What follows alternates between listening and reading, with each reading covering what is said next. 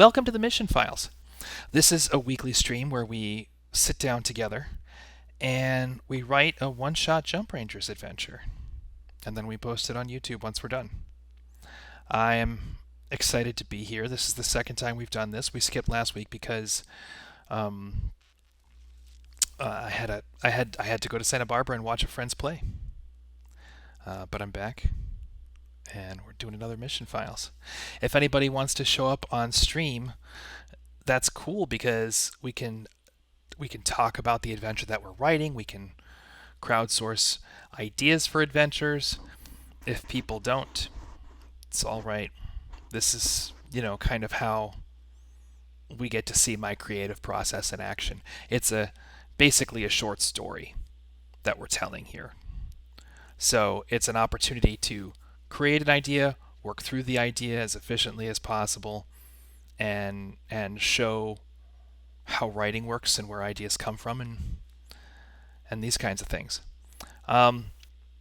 There's probably, generally speaking, going to be a backlog of thoughts on what a given stream could explore. If I get to a stream where I don't have any idea what I want to do or what the adventure is going to be, that's an opportunity too, because I can sit down and hash it out in front of you, the audience, and talk through the ideas and talk through what interests me and find my way into something. It's never too hard to do that. There's always something to explore.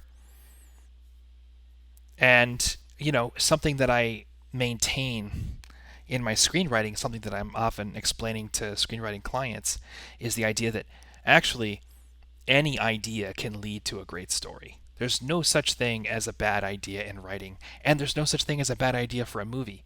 It's all in the craft, and it's all in the quality of the work and the structure of the work.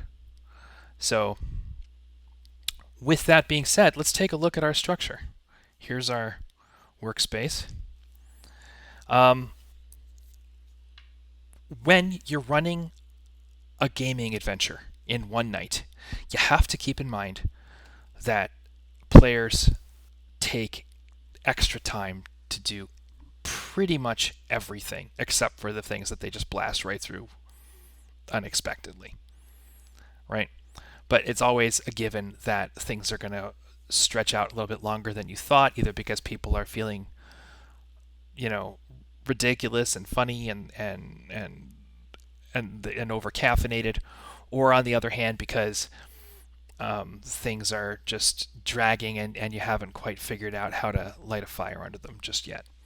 So you don't want to be super ambitious in terms of the amount of story that you're covering in a one-shot adventure. You're going to need... I've already got some notes from last week. We'll delete those in a sec. But you're going to need basically 4 scenes, right? The big picture is where we talk about sort of the general idea of the story and where the story is coming from, so that you as a storyteller or whoever's playing the game and running the game for their heroes has a frame of reference and has an idea of what they're trying to accomplish and the scope of the story and how it fits into the Jump Rangers universe. Setting up the story isn't so much how it fits up into the Jump Rangers universe as it is about how it fits into the lives of the characters. So the big picture is, how does it fit into the grand vision of Jump Rangers? Setting up the story is, how does it fit into specifically the heroes that are, the protagonists in this adventure? And then we have 4 scenes. One of those scenes has to be about explaining the mission or understanding what's going on. Somebody has to get it across to the heroes what needs to be done in this adventure. And sometimes that person is one of the heroes themselves. Sometimes they go and find out information and start making decisions. But ultimately, there needs to be a plan of some kind, and establishing that plan and establishing what the conflict of this little adventure is has got to be episode 1. Scene 1. Excuse me. I haven't slept very much. So what comes out of my mouth may not be 100% valuable. But we're just going to roll with it. So, scene 2 and 3 are about doing the work of achieving the goal that's been put in front of the Jump Rangers. And it's entirely possible that the Jump Rangers will find new and innovative ways of doing that work. They may find interesting ways around the problem, but by planning this out, you at least have a general idea of the resources that the characters are going to need and how those resources can be used. And in putting that together, you're going to build a sense of who they're likely to encounter, what's likely to happen on that adventure. You'll have a better sense of what's going on. Scene 4 is an epilogue. You need at least a little moment. These are one-shot adventures. You don't need to harp on the achievements of the Jump Rangers for doing the thing that they've done. And at the same time, it's always nice to make sure that you reward your players for playing. You want to give them something at the end of a session, or at the very least at the end of a story, that makes them feel like there's been some kind of progression. Even if what they're getting out of it is just reputation, even if what they're getting out of it is just acknowledgement from the people that they helped and gratitude. It's a good idea to take a minute to establish that gratitude, because that way the heroes can see the impact that they're having on the Jump Rangers universe, and it makes them want to keep playing. So that's a good thing. What this means is you really only have 2 scenes to tell your story, and if you try and make it any longer than that, you're not going to finish in a night. There's just no way. So, and it's entirely possible that you only need 1 scene. In fact, I should probably think more about that, because because even 4 scenes can be challenging for a one-shot. So, I'm going to bring up my handy dandy worksheet here. We're just going to delete this stuff. I don't always notice the scrolling here on this data deck file template that I have. The scrolling can get away from me. I have the stream in front of me, so I will try to remember to check the stream and make sure that I get to a point where I'm always scrolling up so you can see the text as I work. But if I slip and I forget, it's okay to remind me. So if I scroll up and down... Oh, that's right. The problem is that it scrolls in OBS. I was scrolling just now and it wasn't even working. And that's the point. That's the point that I'm making. So I'll try to remember to check the screen in front of me and go into OBS, make sure that I touch that up. But if it slips my mind, don't be afraid to remind me in chat. Okay? Okay. Without further ado, let's get started and make an adventure. So, one of the things that I said during my last session is that there's going to be a number of really obvious stories that need to be hit on. There's a number of things that Jump Rangers do somewhat routinely that there really isn't kind of a template for or a document for in Jump Rangers right now. And it makes sense to start knocking down some of those as we get into the early stages of the mission files. Last week, what we talked about was the Jump Rangers building what's called a replace-a-base, which is when undersore exterminators are working on finding a human colony and they're starting to get close. They're starting to really understand where human activity is centered, and the risk is getting high that they're going to raid an actual human colony. Jump Rangers will often come in and build a decoy colony and falsify evidence that that's where the humans are living and draw the undersores there for a fight. So the first of the 2 scenes was the scene where they have to get the whole colony united in setting this thing up and put it all together. The second scene is the scene where they lead the undersores that have been following them back to the colony and stage the fight. Something that Jump Rangers actually have kind of a playbook for. And this is another one of those stories where I think, we can start developing that playbook as we go.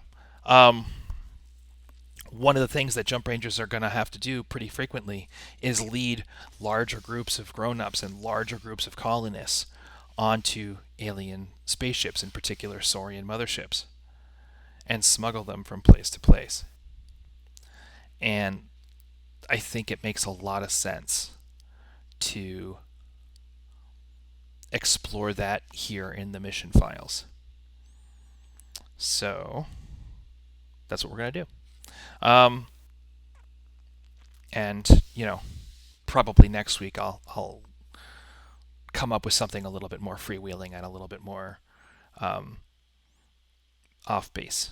But we're going to start with the idea that in the Jump Rangers universe, is this bold? It's bold. We don't want this in bold. Okay.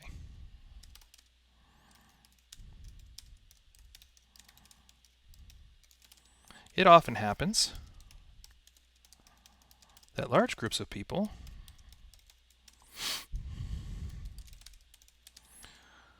need to be moved from one planet to another.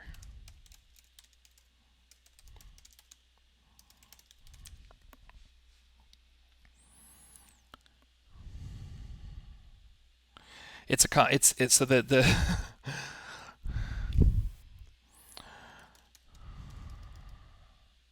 Undersor exterminators are always on the lookout for human beings to exterminate.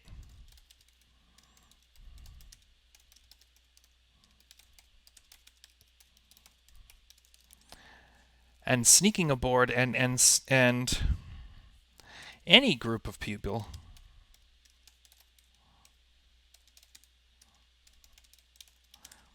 and in particular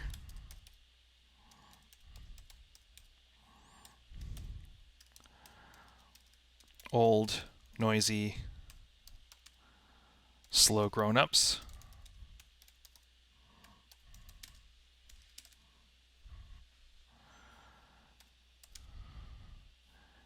is very likely to attract their attention.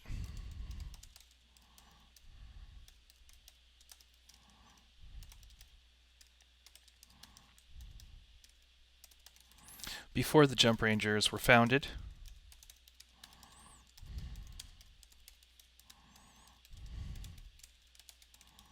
grown-ups were left to solve these problems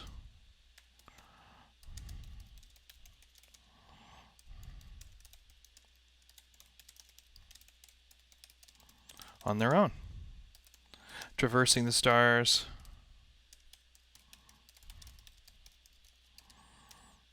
was always very dangerous.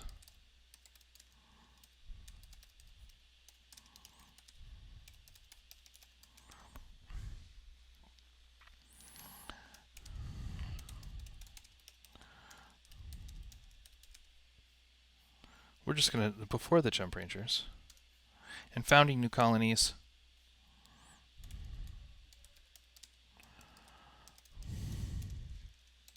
was one of the greatest challenges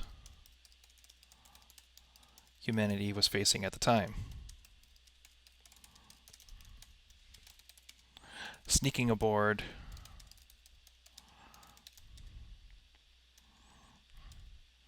Saurian motherships is still very dangerous, of course.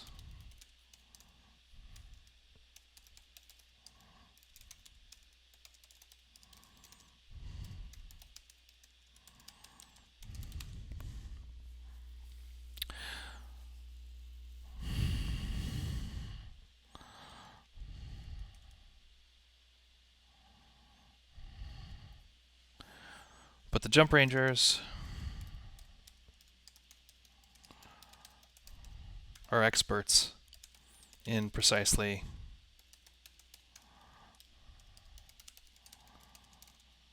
this kind of thing.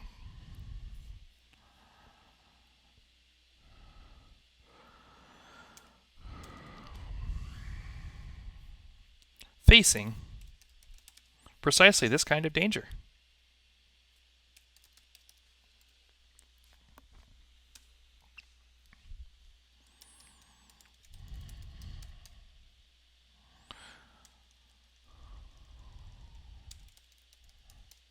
Colonists and refugees who are looking to escape undersoar extermination, or who are fleeing their planet, or who are looking to settle someplace new.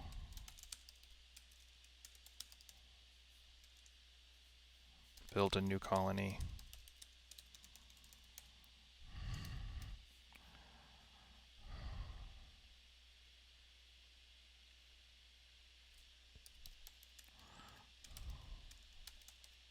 Settling new colonies was one of the greatest challenges. We're looking to build a new home. Have a very good chance of getting where they're going to.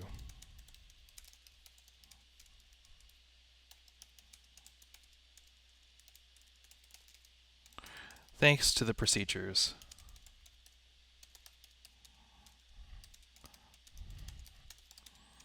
laid out in this mission file and the jump rangers who execute them, who carry them out.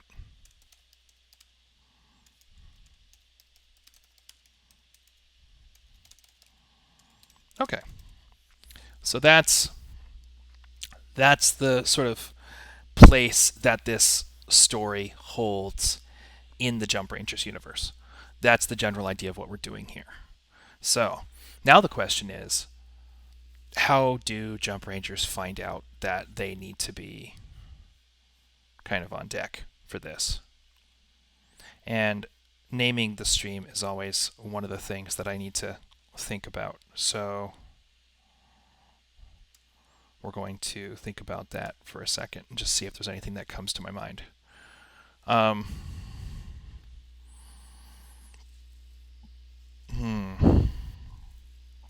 Naming the mission file. So,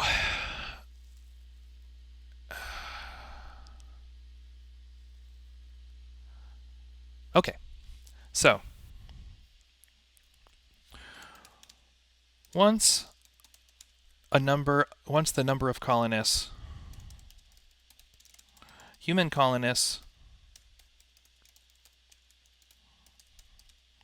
who need to board a Saurian mothership grows beyond a certain number,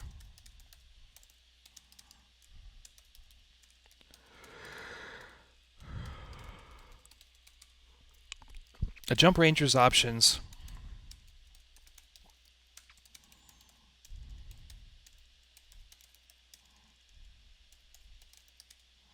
for actually getting them off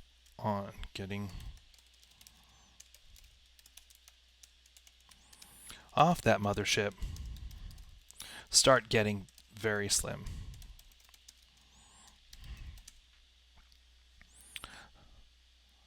Start getting very limited. Indeed. Any Jump Ranger knows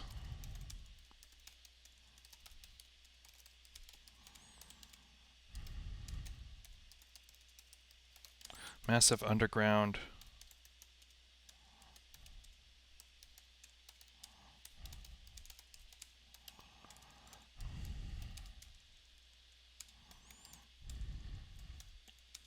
that pull clean air,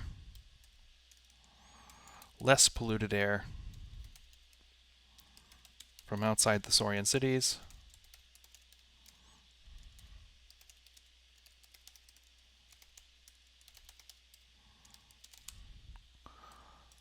with which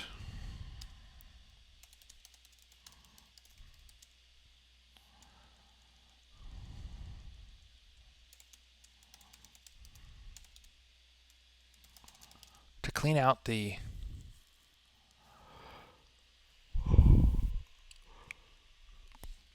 Excuse me. Beg your pardon. Massive underground air vents.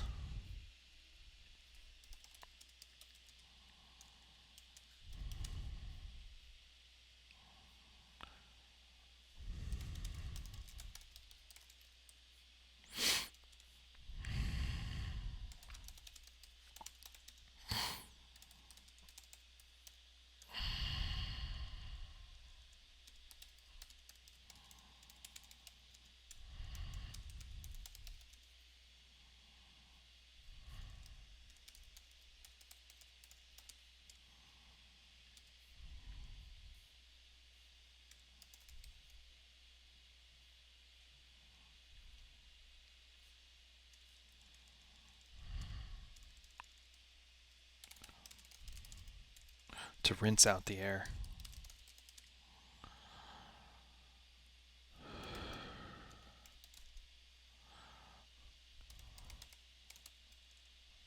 Starships.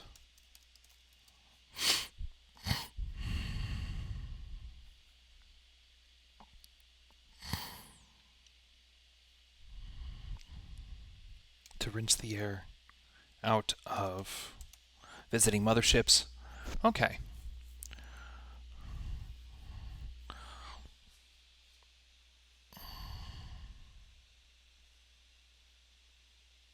I'm just trying to get my framing right.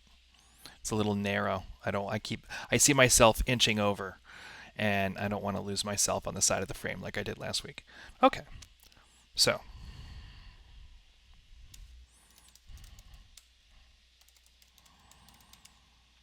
more than 10 people,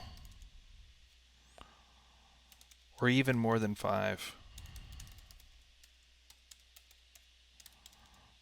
sneaking through the air cans.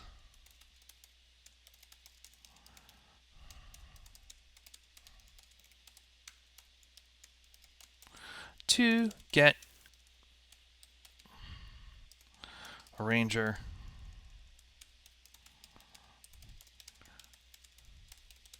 and the people under their protection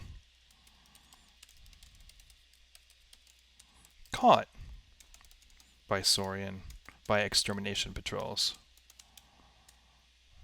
patrolling exterminators.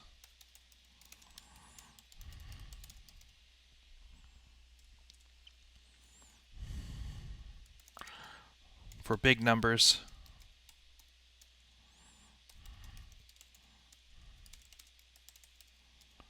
like the numbers you see when you're moving a whole colony,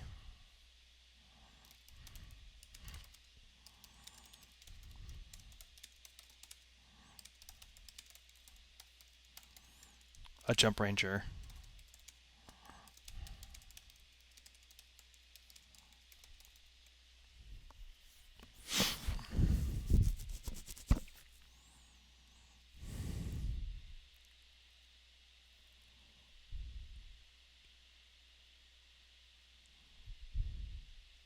most of the time.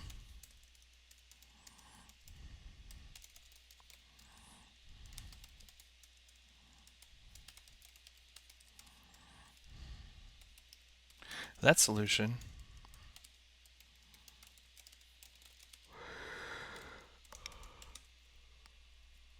excuse me.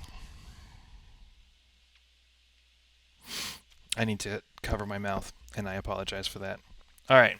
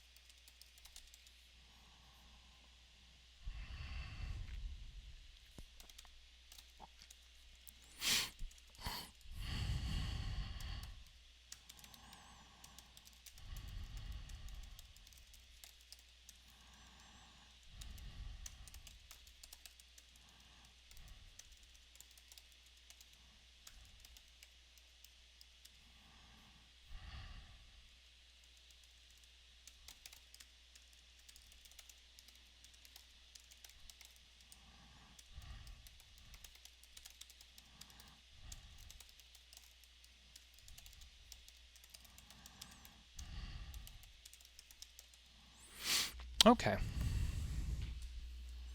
All right, it's all coming together for me. It's all coming together. So, for big numbers of people, like the numbers you see when you're moving a whole colony, a jump ranger needs a better solution. Most of the time, that solution is going to involve using the gators. We don't need the word "the" in there. Using gators, the long hover trains used to carry ore supplies and finished goods from a planet's mining and production facilities to the motherships for transport off planet.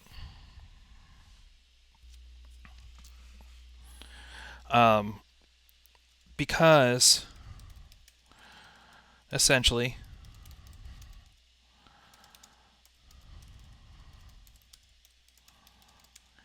is sneaking these people. A jump ranger a jump ranger is sneaking the colonists they're evacuating or transporting onto a train car.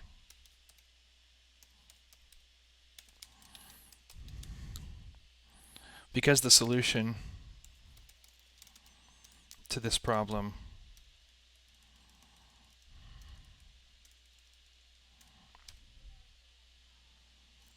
because this is one of the only options available to a jump ranger when moving large groups of colonists.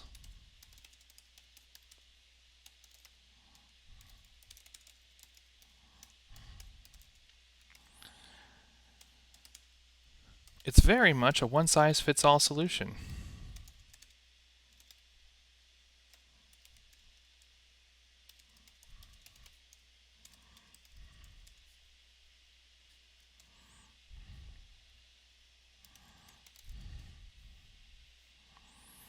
It's typically seen as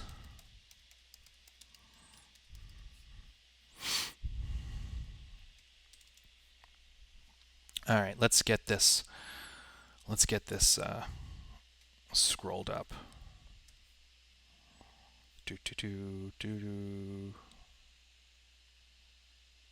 Okay. There we go.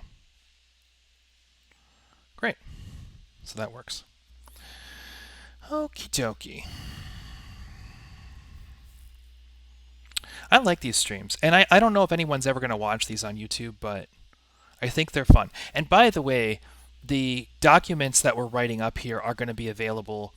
They're going to be available on the Patreon as data deck files. So if anybody wants to see what's actually going on here, I just realized as well, the stream itself has the wrong name. So let's go ahead and fix that real quick. There's a whole bunch of stuff available with the Patreon subscription, which is just $5 a month. And with that, you get all the sort of backlog of expansion content that I've written for the tabletop game, the Jump Rangers tabletop role-playing game, the rules and all the text that I've written for it. That's all available for free. It's all the expansions that are included in the data decks and in the Patreon subscription.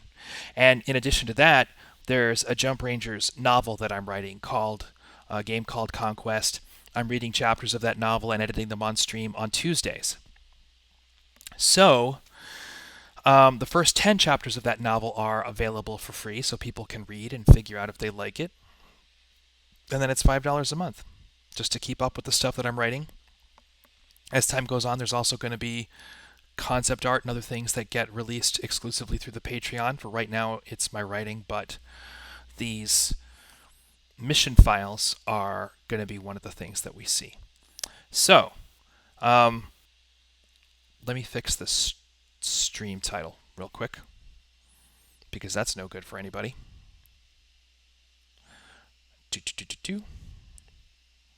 I'll just grab this stuff.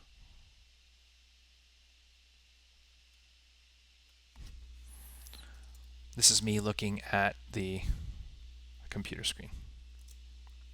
All right. And Jump Rangers, Thursday nights.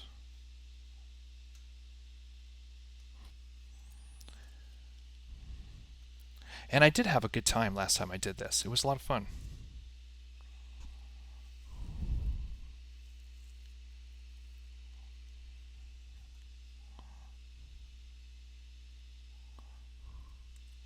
And I'm enjoying it now too, I have to say. This is good. Here we go.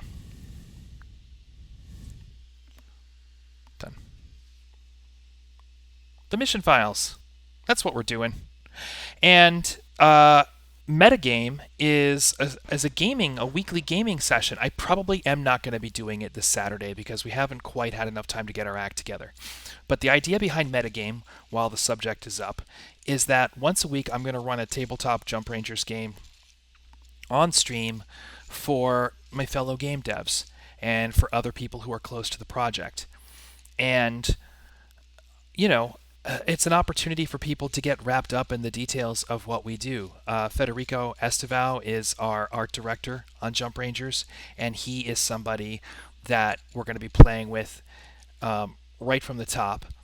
And I have every confidence that I'm going to be describing something in the game, and he's going to have visual ideas that he wants to discuss with me, and we're going to wind up constantly derailing the game to discuss creative issues, which makes it more challenging for me to run the game, and that's interesting to watch. Watching somebody do something that's hard for silly reasons is what the internet's all about. So that's what we're going to do. The mission files. So, metagame. It's an actual thing. It's just not what we're doing today. Now, back to work. Okay. Because this is one of the only options available to a Jump Ranger, and because it's typically seen as a one-size-fits-all solution, the plans laid out in this mission file can be used in response to a number of situations.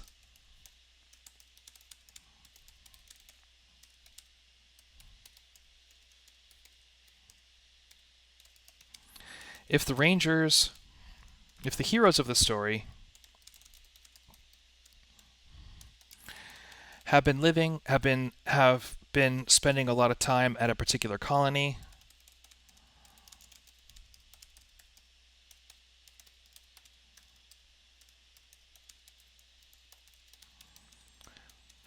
then maybe this is a story where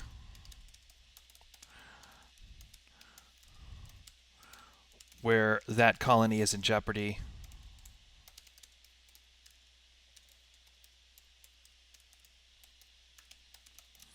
from undersore exterminators, and it needs to be evacuated.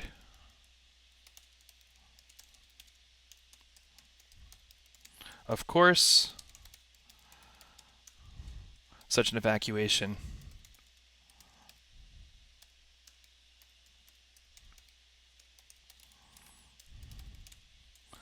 only be necessary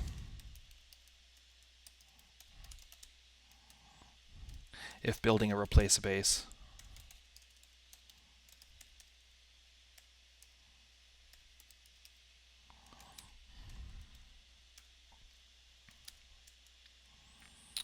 And we're just going to go ahead and reference that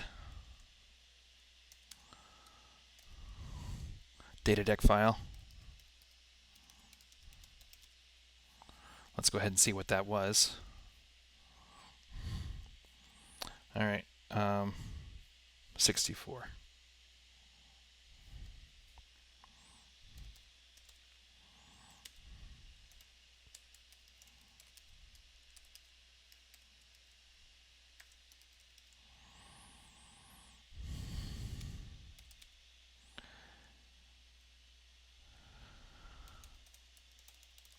Or has already been tried.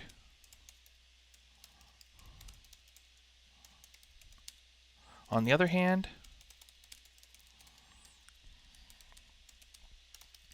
these procedures are equally useful for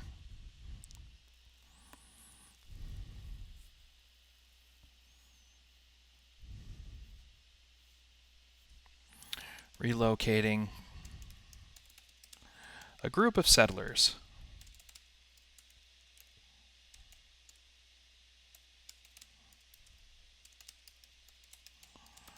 who are interested in leaving their colony behind and building a new one on some other planet.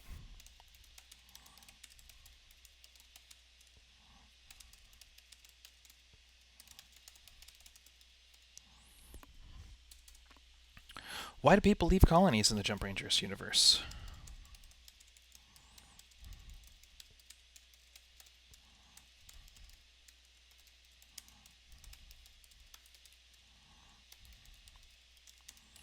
For some, it's a question of passion.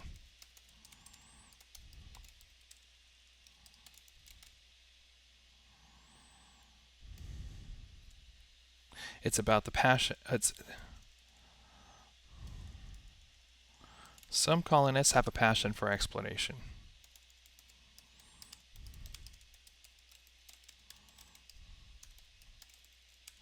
Other colonists are looking to live by their own rules.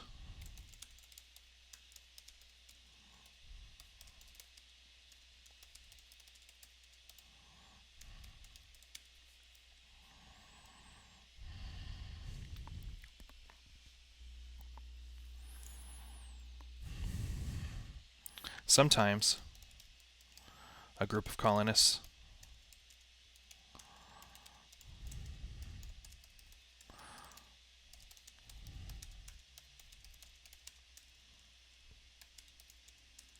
wants to try and do something that would put their colony in danger.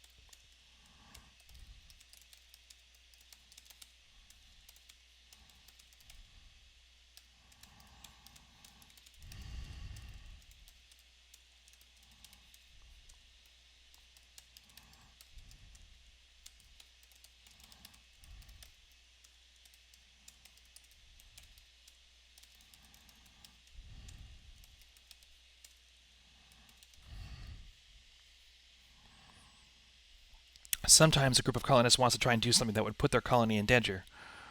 Whether that thing is a highly experimental science project or someone's private war against the Saurians of the Loom.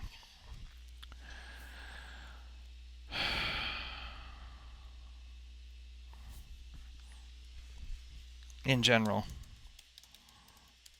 people build new homes because they're running from something or running to something.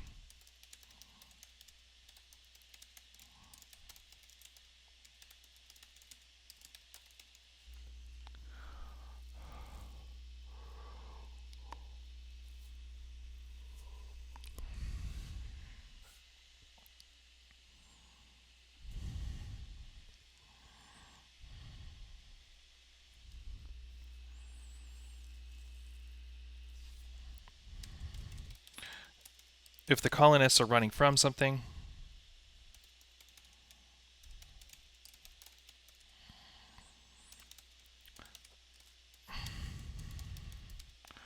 then the Jump Ranger needs to make sure.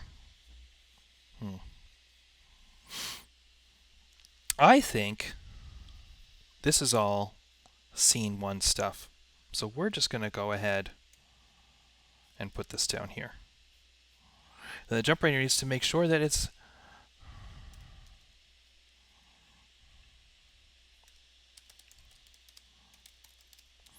The problem these colonists are having can't be solved. If the problem is exterminators,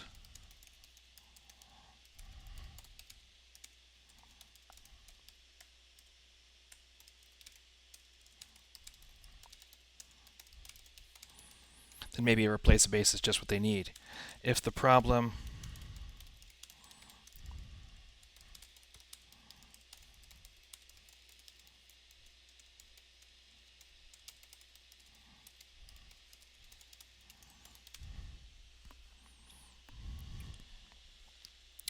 then maybe the ranger can help them work things out.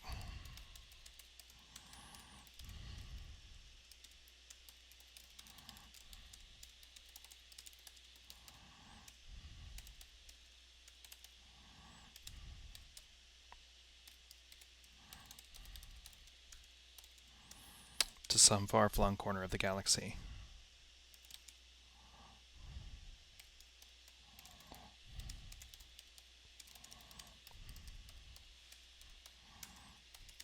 If the colonists are running to something,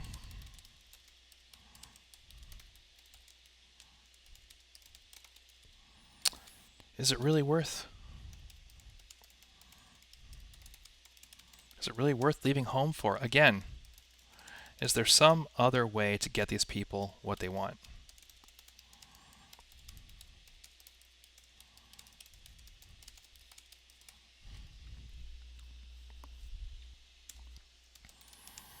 Moving large groups of people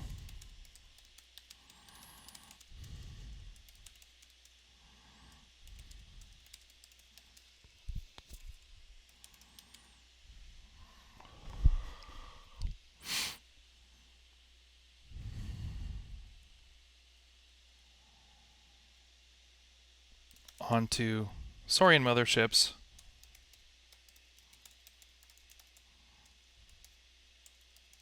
and then moving them off again when things get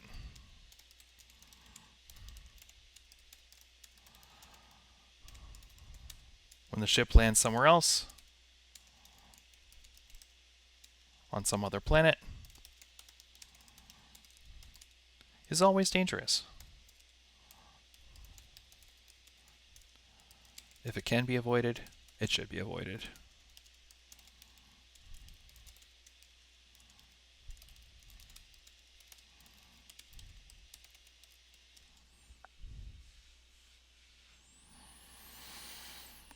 I think we got a little note on Instagram.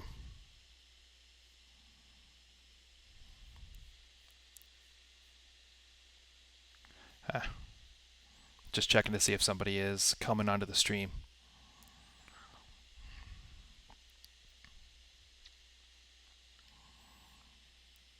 What do we got here?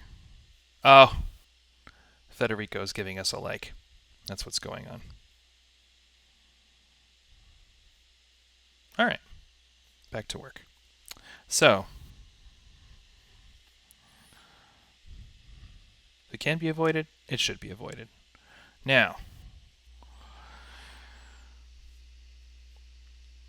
I gotta stretch.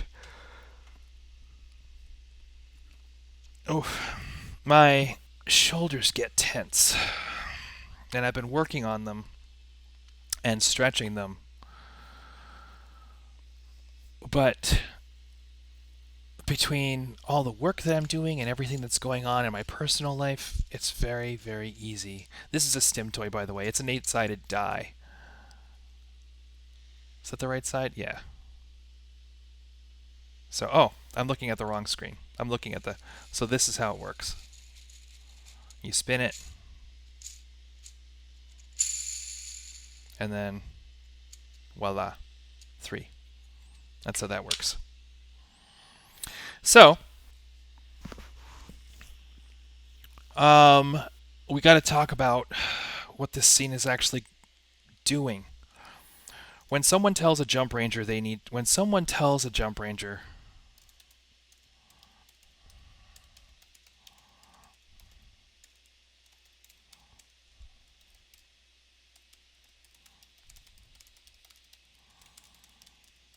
Whole bunch of people from the planet they're on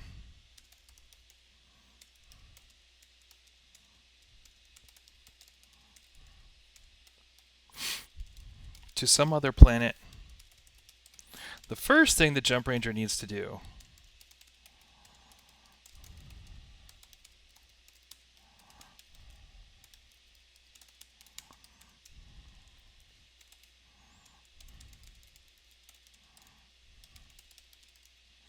solution is look for some other solution.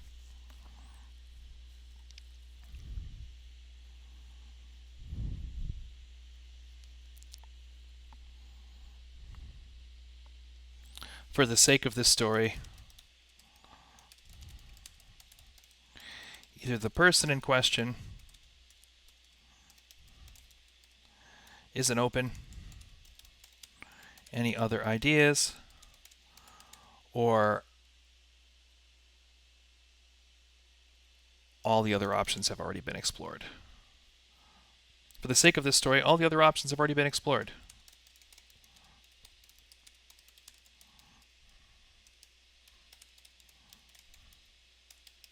But the Jump Ranger needs to try.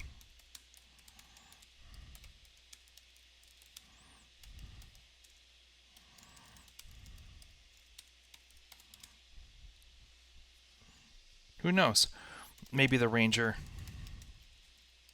maybe the hero, maybe the heroes will come up with an idea so interesting.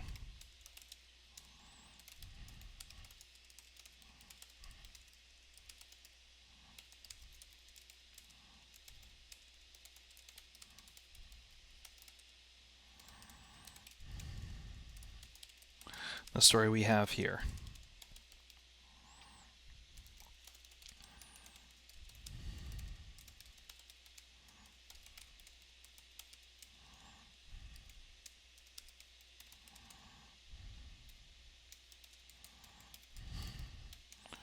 Your NPCs are having. If that's what happens, go with it. Storytelling is a collaboration. Storytelling is always. Storytelling games are always a collaboration.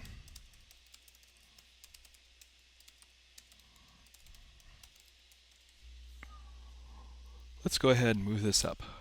I am being much better about remembering to move the stream today, so that's good. I like that.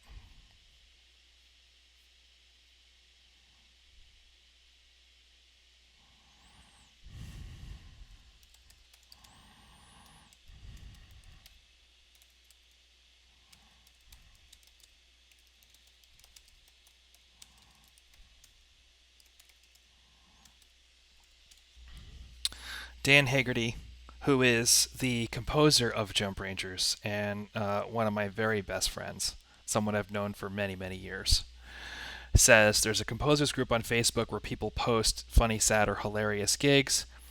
One of them was a Craigslist ad by a naughty film director who wanted nuanced music to complete his artistic vision with no pay. But he did offer some fringe benefits to the job. And on that group, apparently Hans Zimmer posted that he applied for that job. And that's kind of funny. Hans Zimmer, ladies and gentlemen. What a classic.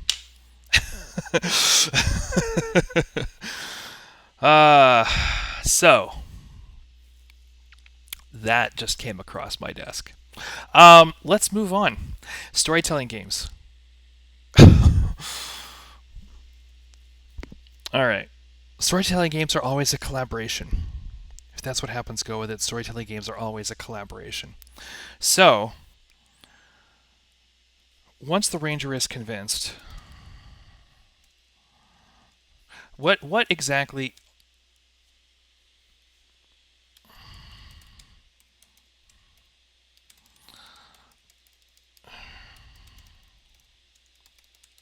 What exactly are the characters running from?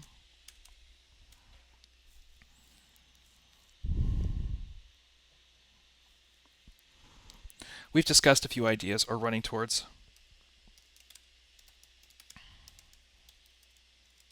We've discussed a few ideas here.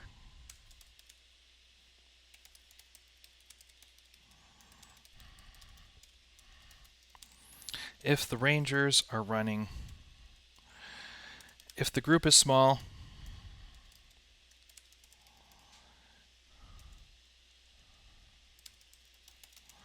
is looking to build a new colony,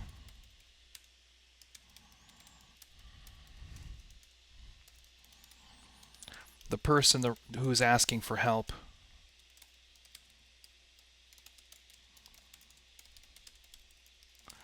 if the reason they're leaving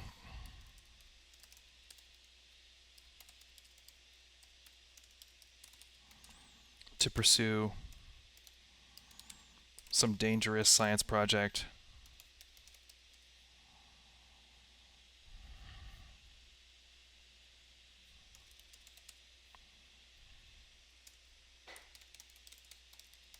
Okay, we got to scroll up again. There we go. Getting the hang of this.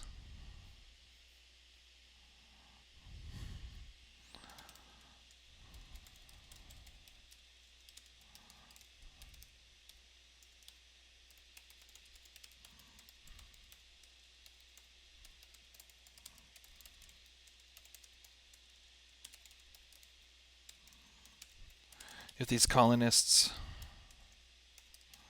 are trying to build a utopia,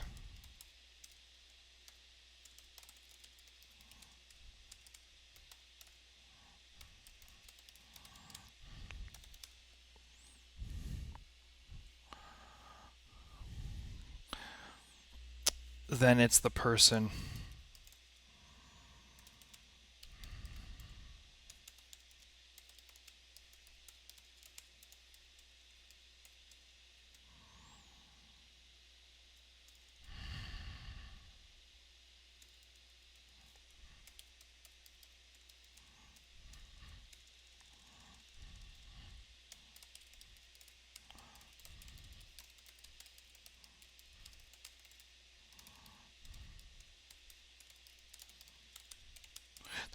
who's asking for help is the leader who convinced them to do so.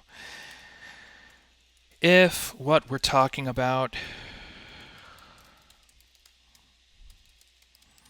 is a colony that needs to be evacuated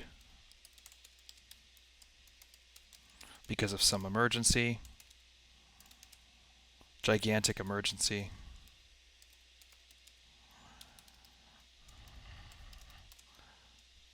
that's hanging over their heads,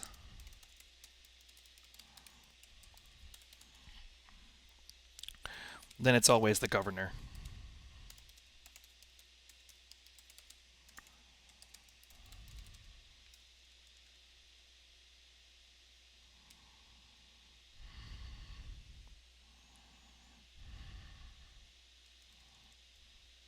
Then the person asking for help is always the governor.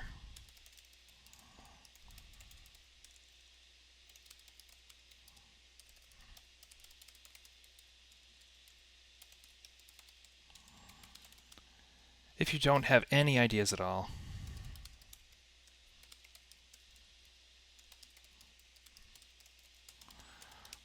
then Planet Armageddon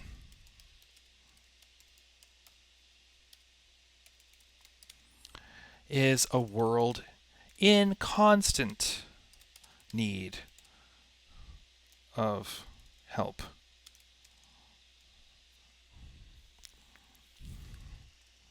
Where human colonists are constantly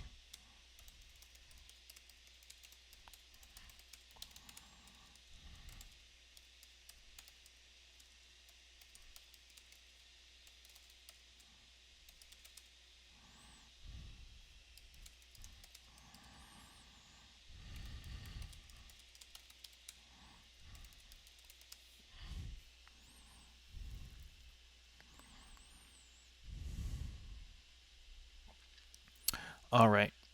I forgot the name of the governor on Planet Armageddon. So we're just going to look that up in Hiding Amongst the Stars. I use these documents as reference materials all the time.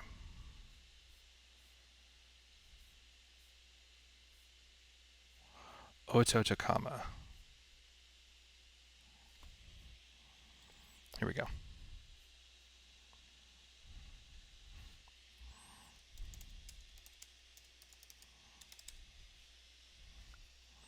Governor Ototakama is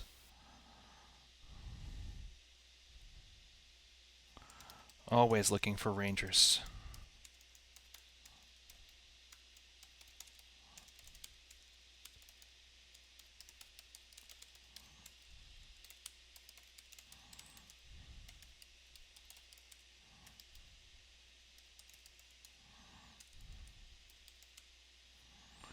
Is always looking for rangers to help move non-essential personnel to safer worlds. If you don't know anything about Planet Armageddon,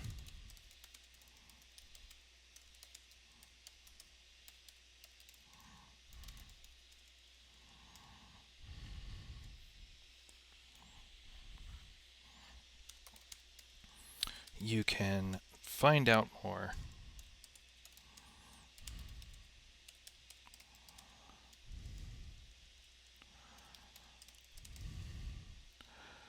chapter 5, 6.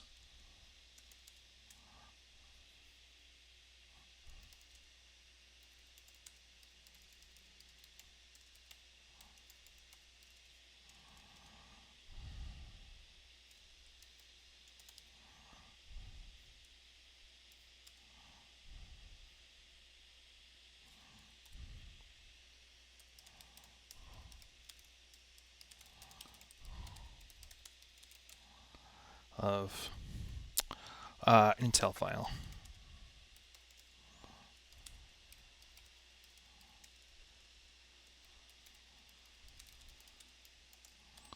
Good.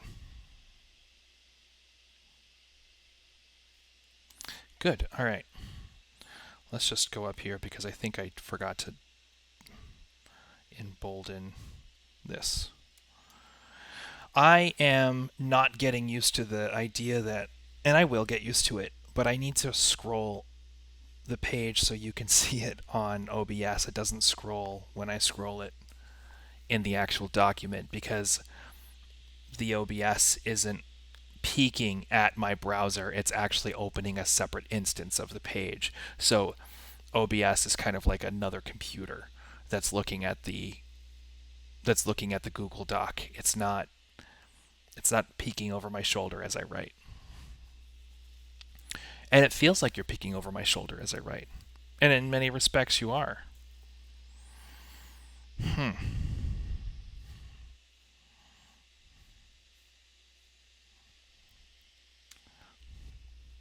Okay.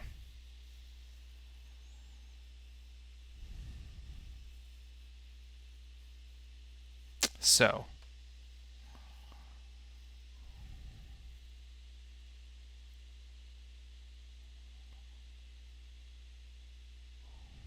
Scene 1, trouble is brewing.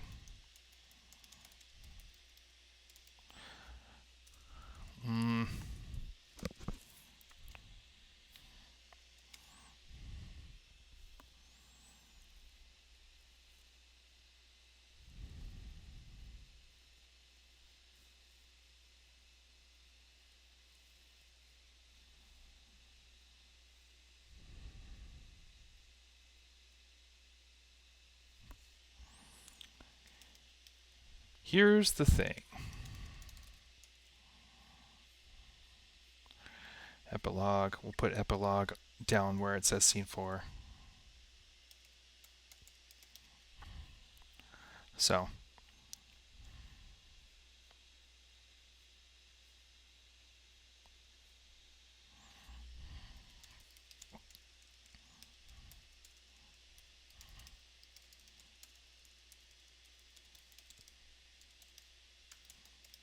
okay, here we go. So this is here's the title. Is for the Rangers We Have a Problem in scene 1. Now,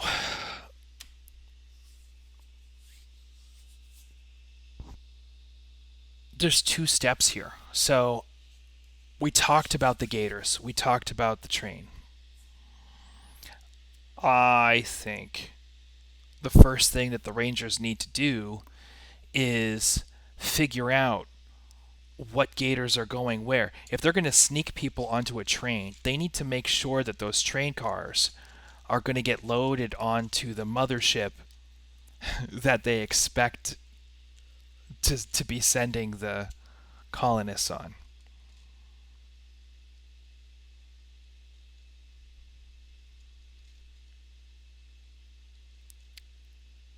Right? So,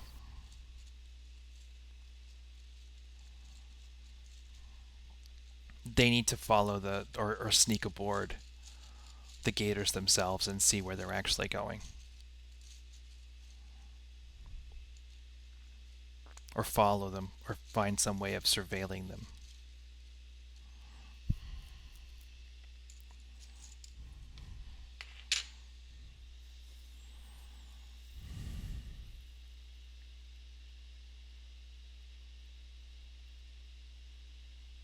Okay. So,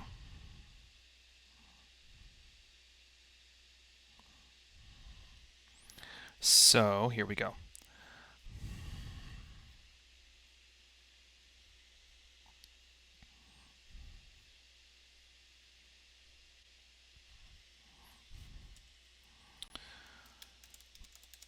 What is that?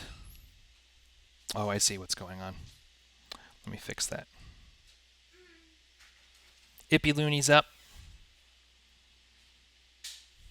Hello, Ippy Looney. Okay. Here we go.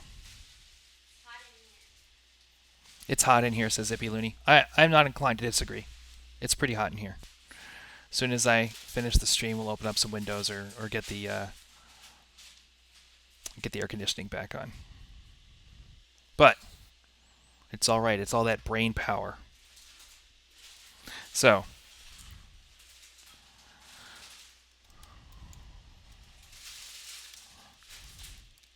before the Jump Rangers stick their colonists on some train car to be loaded onto a Saurian mothership,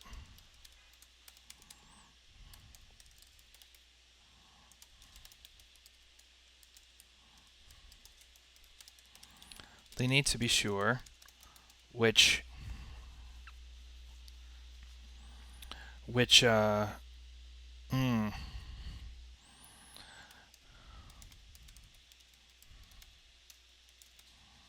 they need to be sure which motherships are loading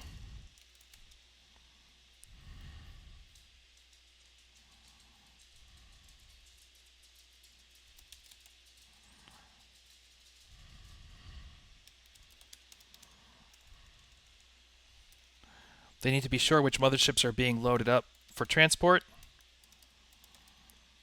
and which facilities are loading them.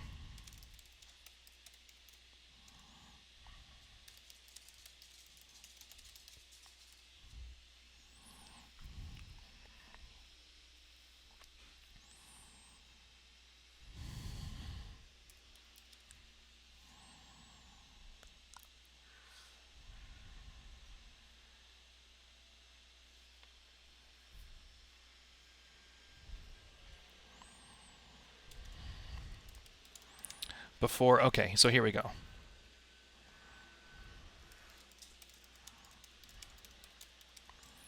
Before leaving the colony and starting their work, the Rangers should visit the colony quartermaster.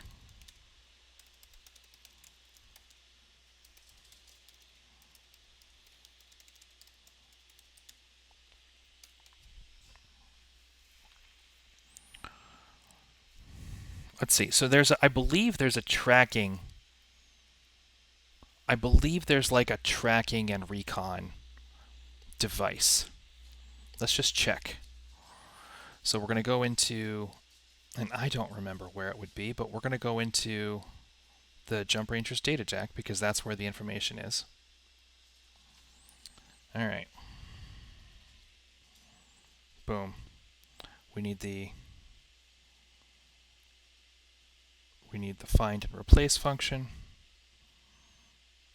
There is, if people don't know, a whole spreadsheet that I publish as a PDF of every concept in Jump Rangers, whether it's content or setting material or characters or things of that nature, or whether it's rules. Even the names and the terms that I use in the rules are in this document. It's an index for the entire Jump Rangers universe, and it tells you which documents you can find any given concept in, and where those concepts are defined and fleshed out.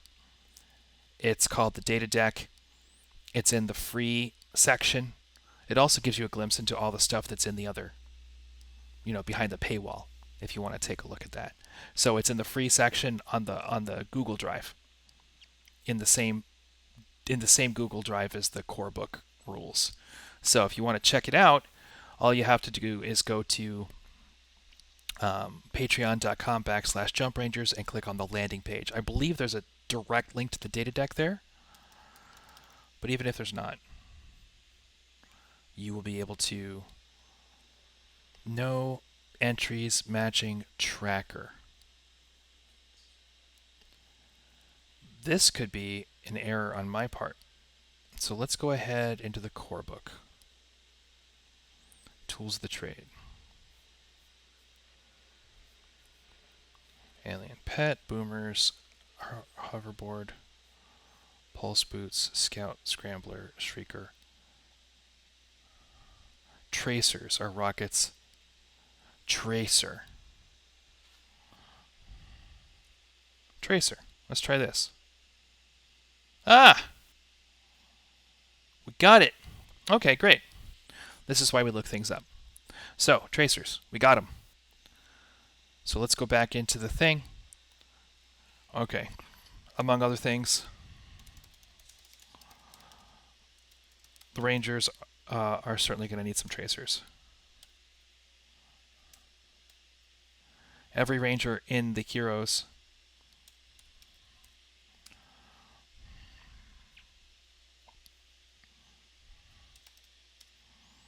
among the other things they might be asking for, every Ranger in this party should be issued 1 pack of tracers.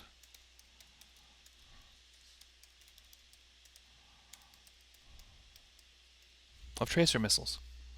Find out more about tracers.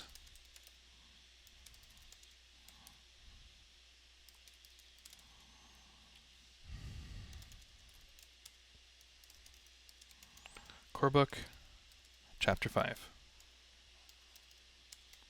Wonderful. Great. We're in business. We're moving right along. What time is it? It's 6:09.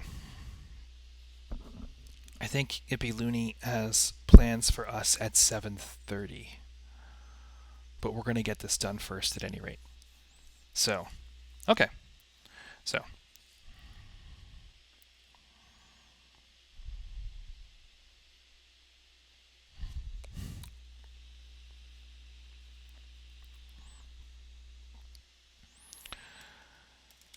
to figure this out,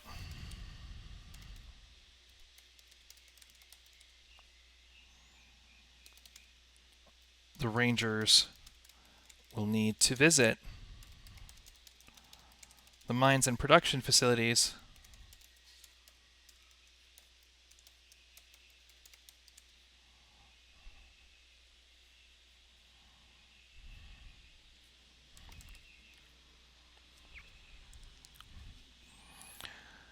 to visit the city where the spaceport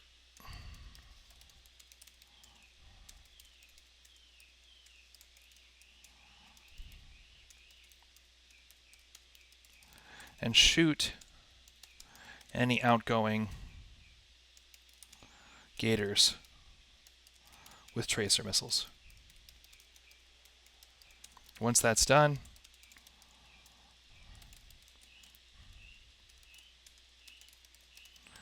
they can stake the city out.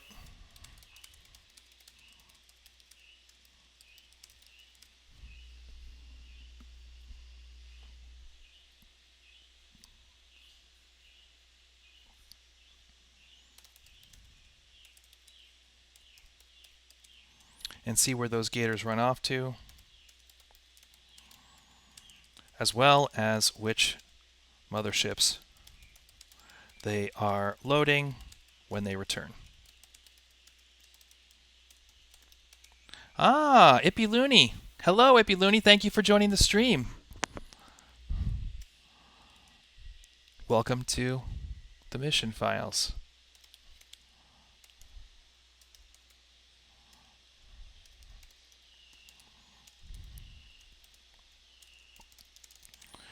Once the Rangers have that information, once the Rangers know which motherships are being loaded,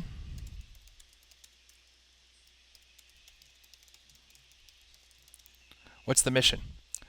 I don't have a title for it yet, but they are trying to smuggle large groups of people off a planet.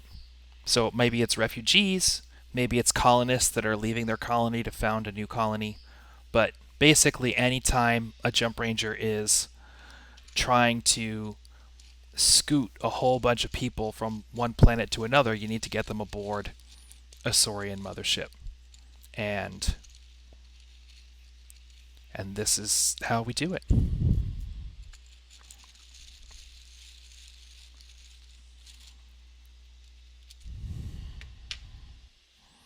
Once the Rangers know which motherships are being loaded.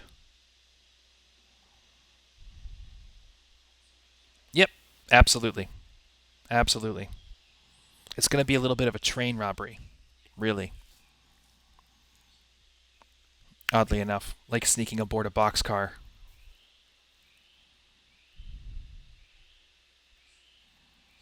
Once the Rangers know which motherships are being loaded and which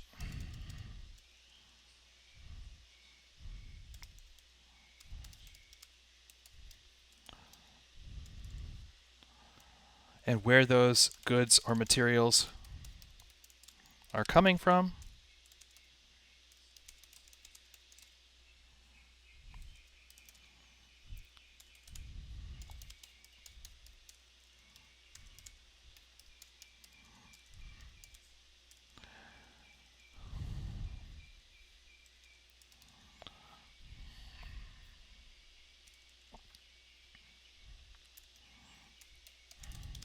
and the flight paths, the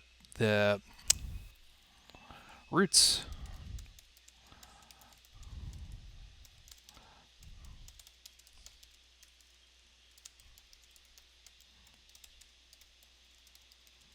Once the Rangers know which motherships are being loaded and where those goods materials are coming from, then they can sneak aboard.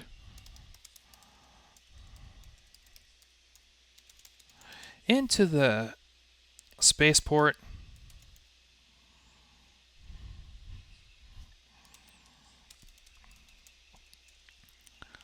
And take a look at the motherships themselves.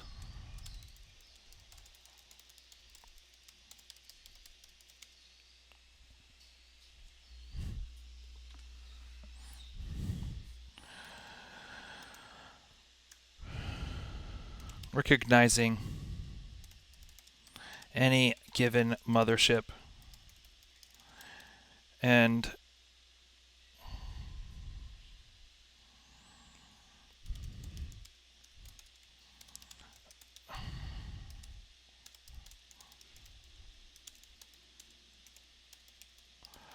remembering the planets that mothership visits in its trade route.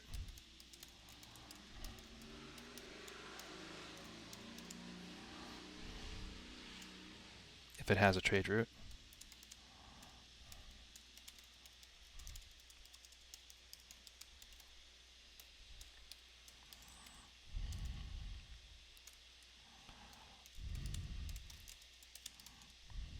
Is going to be, let's see.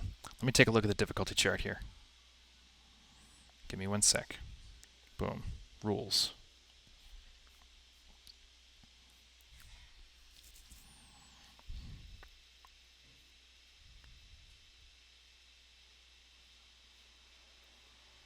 It's going to be a manageable roll.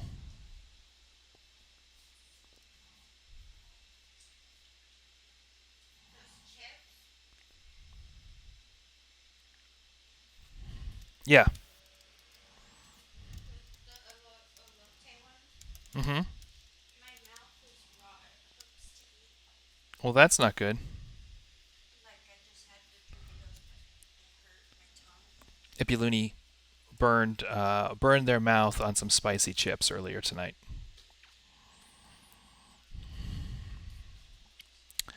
All right.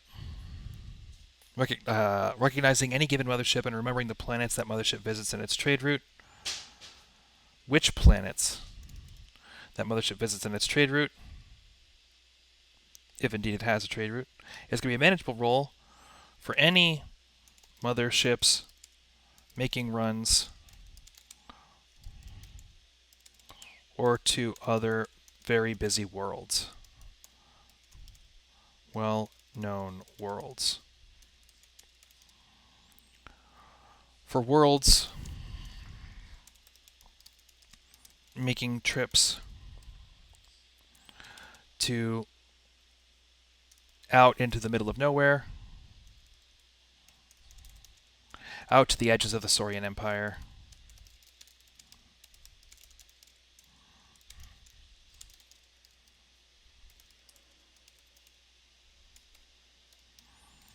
or to worlds unknown to humans. The difficulty can be as high as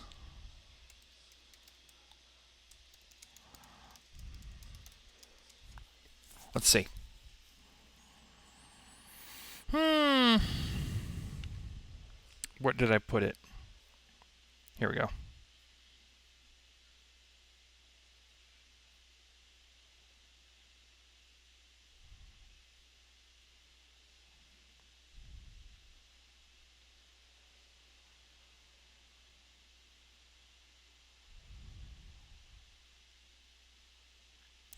I'm going to say the difficulty can be as high as Dauntless. Because it takes a lot of daring to step on a alien spaceship if you don't know where it's going. You better know where it's going. Okay. Good.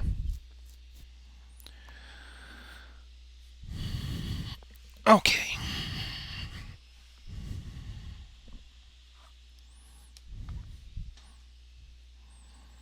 Let's think here.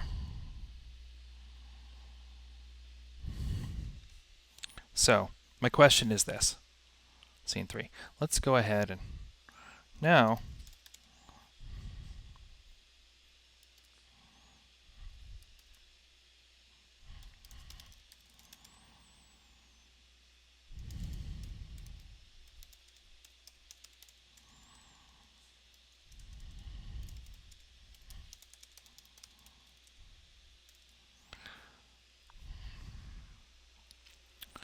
just like sneaking onto a boxcar,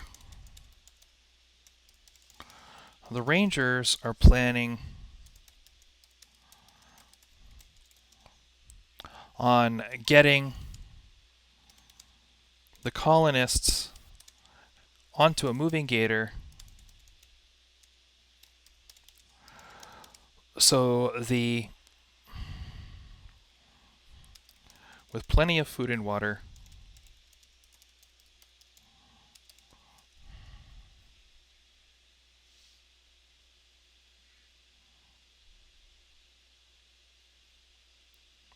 the colonists and their supplies. Train car can just be loaded into the mothership's cargo bay with the colonists inside.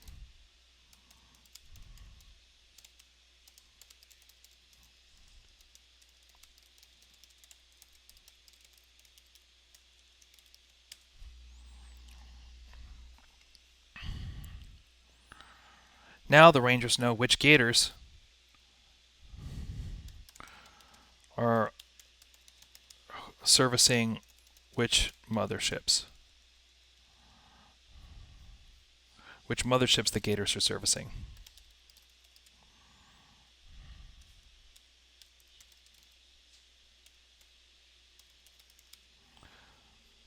Now the Rangers know which motherships each individual gator is servicing.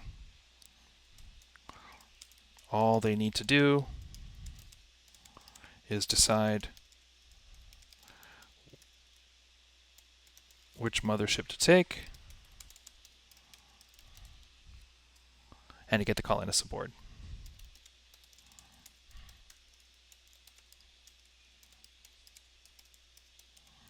Gators are hover trains.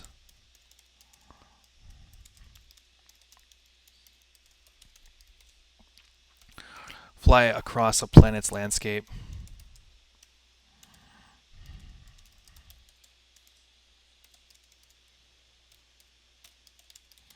At incredible speed.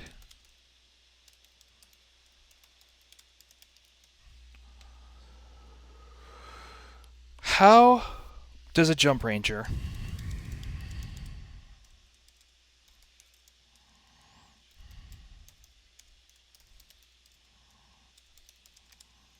a large group of people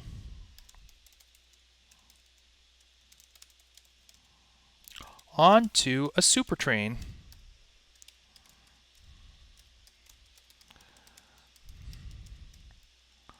that's crewed under Saur guards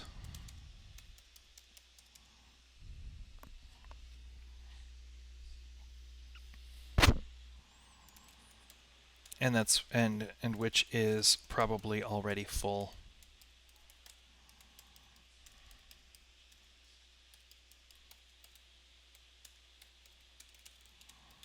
Of the very supplies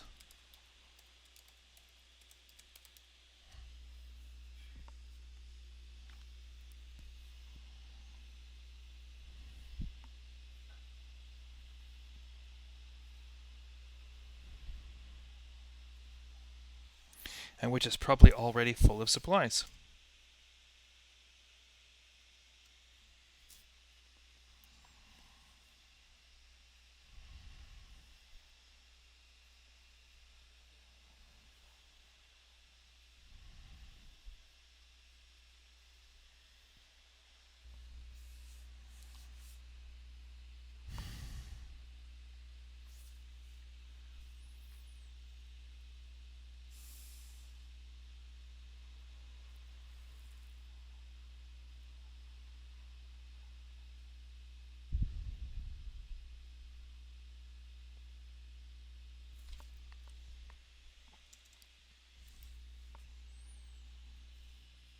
This is a tricky question.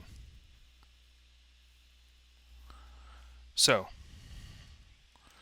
undersaurs are not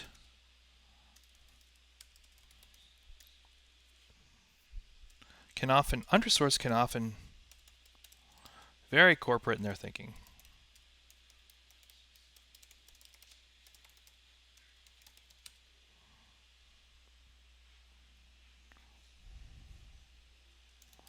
Most gators are loaded with goods that aren't all that fragile.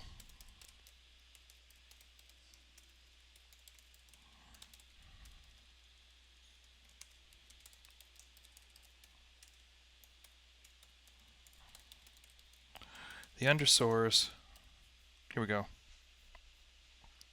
Most gators are loaded with goods that aren't all that fragile. If there's a spill, the undersaurs aren't going to look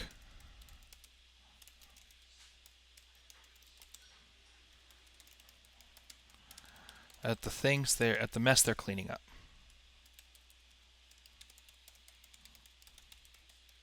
Instead,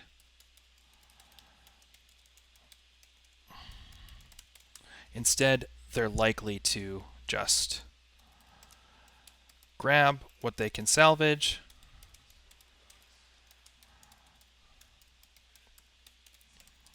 pack it all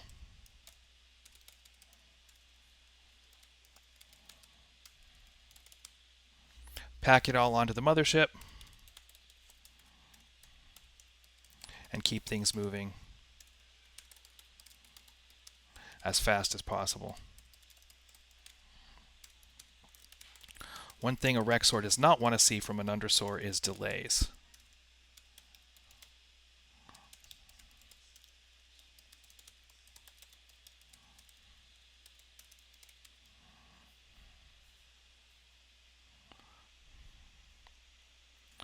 Undersors are more scared of causing delays than they are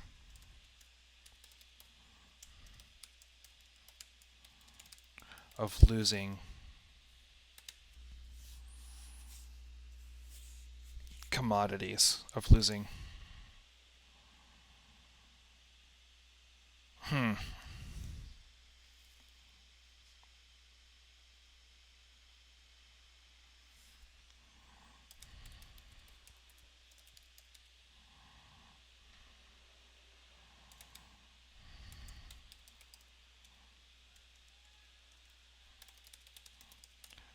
Than they are of losing a few boxes of this or that.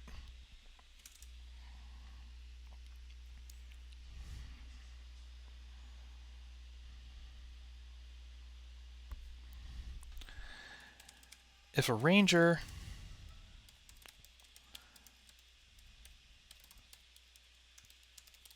with a base, then they could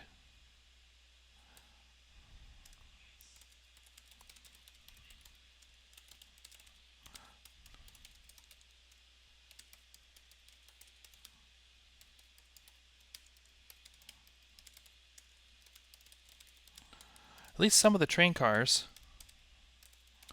would survive the crash.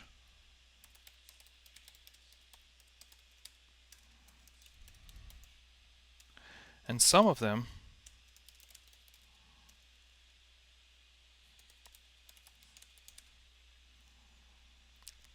and the wreckage would be spread out.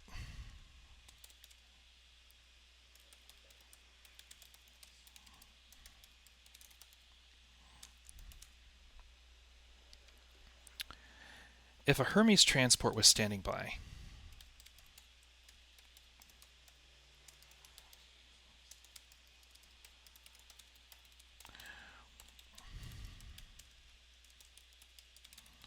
get to that crash site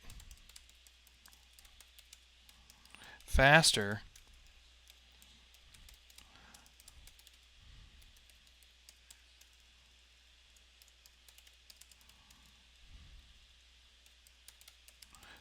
than the Gators and the what are the Undersor rocket sleds called?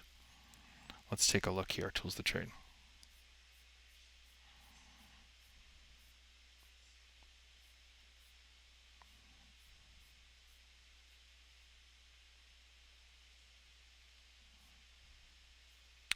What is it called? It's called I think a Drake.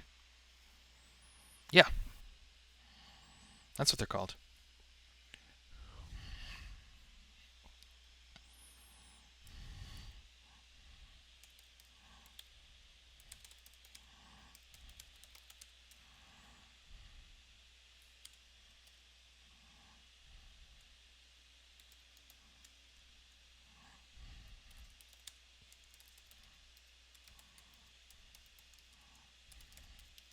Chapter 5.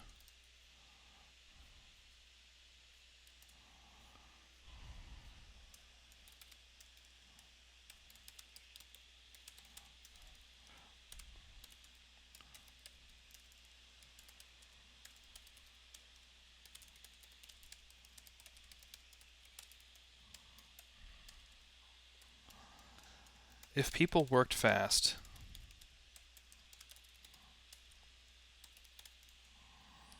it would be possible for a team of engineers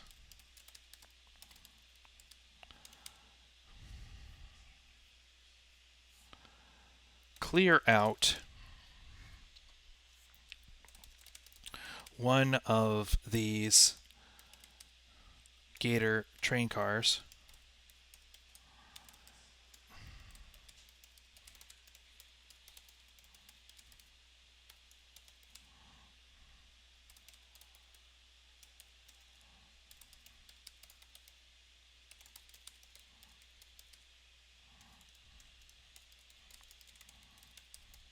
Get everybody inside.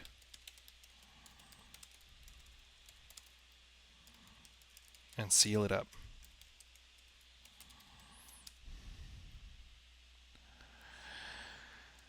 If there was a problem, the Jump Rangers be there to fight off the Undersowers.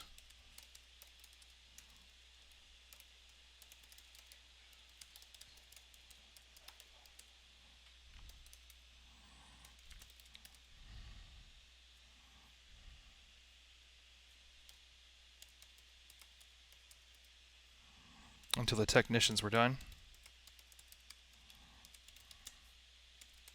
But the Rangers would have to be sure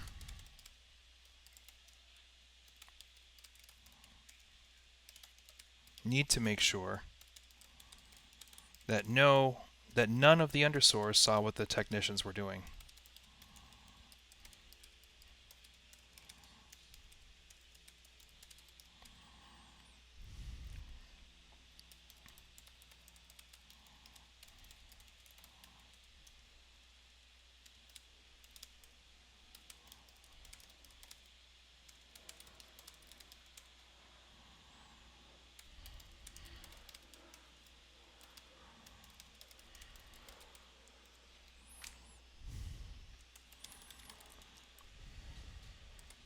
The Undersowers find a train car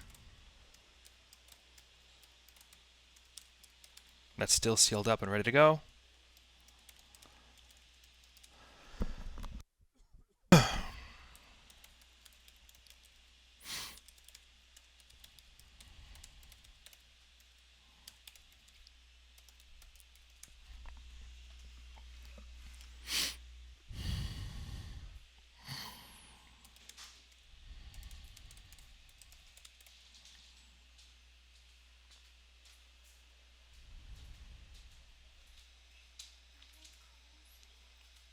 You need your cozy? Hang on one sec. I think I need to hop off screen for a sec. Hang on one sec. Let's see. If the Undersowers find a train car that's sealed up and ready to go, they'll be more than happy to load it onto another Gator.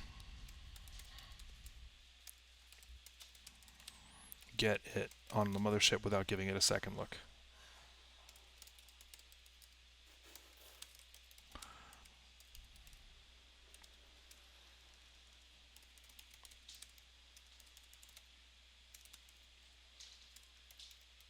Okay, give me one sec. I will be right back. Back. Ippy blind. Sometimes we need a little help. So that's what's going on here. All right, let me get myself back in frame. Alrighty. Here we go.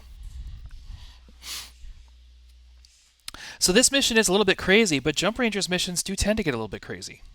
I don't necessarily have a problem with this.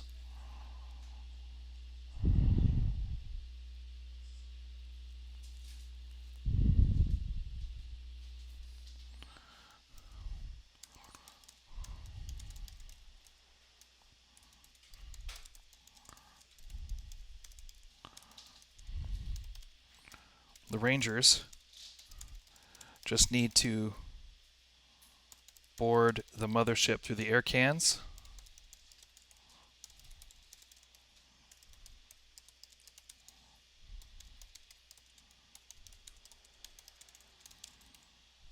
On the boxcar.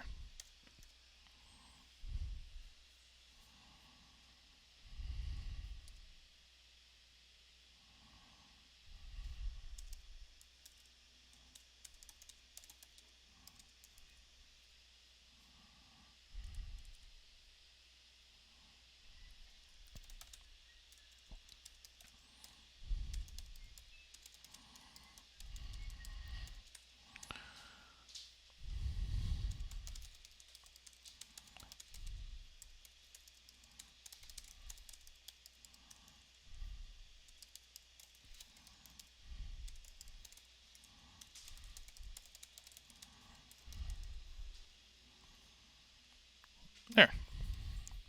That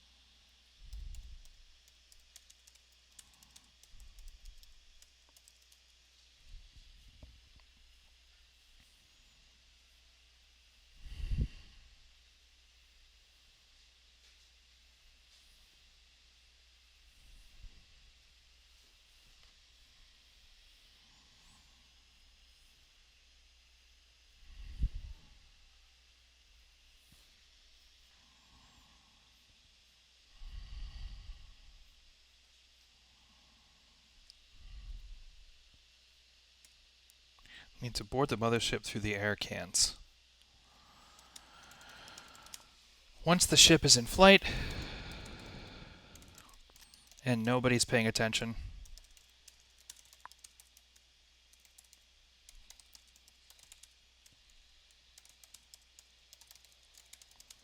to the once the ship is in flight and once nobody's paying attention to the cargo bay, the Rangers can let the colonists out.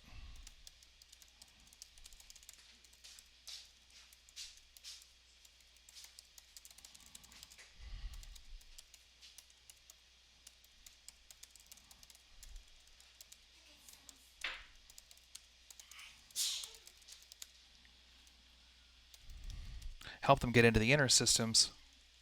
Help them find a hiding spot on the mothership.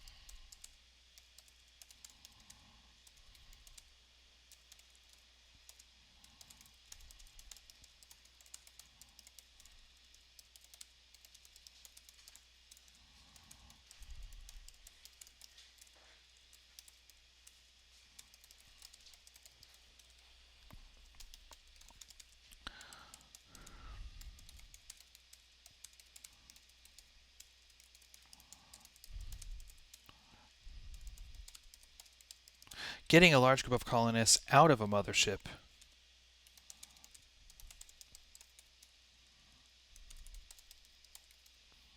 isn't any less, what's the word I'm looking for? Invasive, obtrusive, noticeable. Let's just look up noticeable in the thesaurus and see what we come up with, shall we? Let's take a look at that.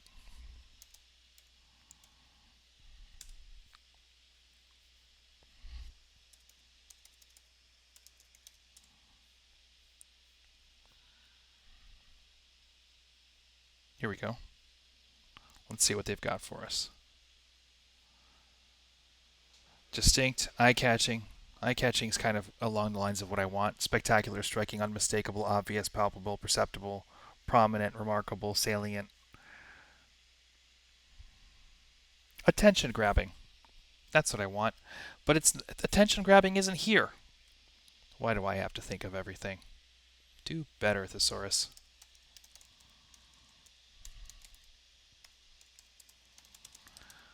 And then getting them on.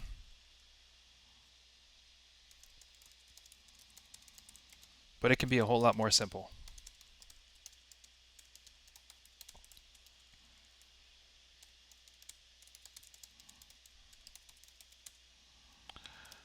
Sneaking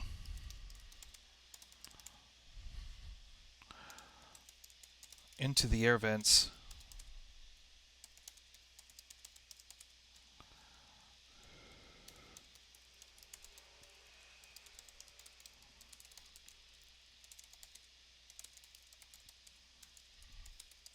is easy, and it involves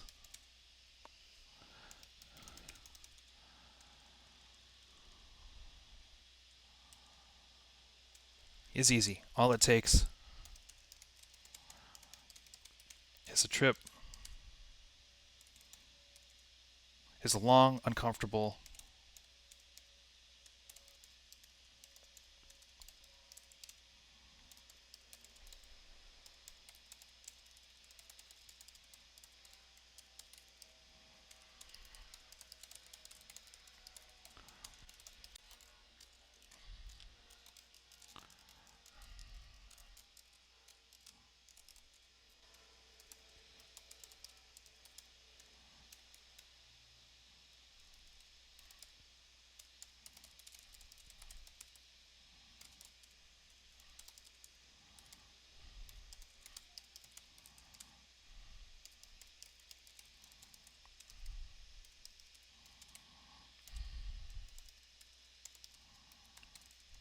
I gotta, yep. Well, let's see here. Give me 1 sec. We're going to scroll that up so you can see what's going on here. Give me 1 sec. Oh, did I just write a whole page and exclude? Yeah. See, this is what I'm talking about. This is why. So we're going to scroll past so we can grab it, interact. So we're scrolling down. So here we are. Doobie doobie doobie doop. All right. Now, if you would like to screen cap this and look it over, you certainly can. Again, the document itself is going to be available on the Patreon, and I'm going to read it and proofread it before we're done. So here's where we're at.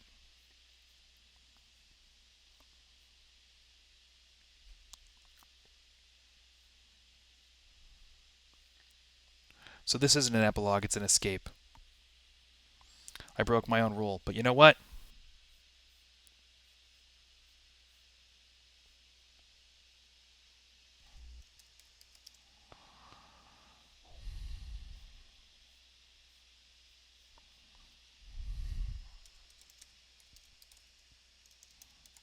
The train wreck is what we call scene 3. Scene 2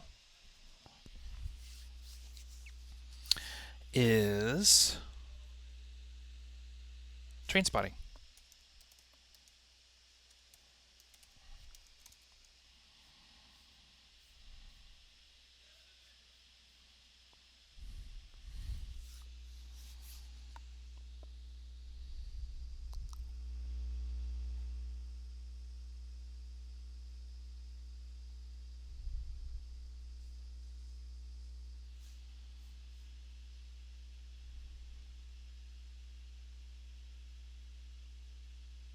All right, so we can come up with a better name for scene 1 now. It's right now we have Rangers that has a problem, but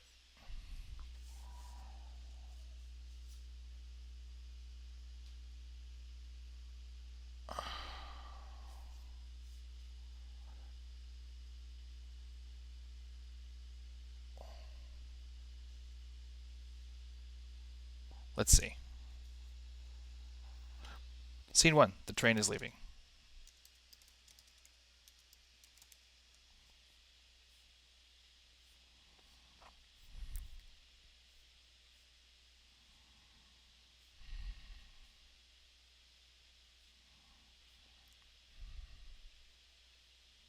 Runaway train. Yeah, let's use train names. All right. So,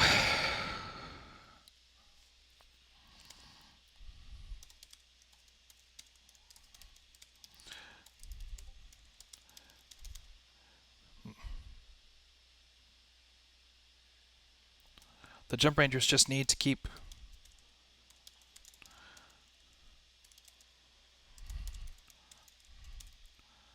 Undersoar Exterminators busy.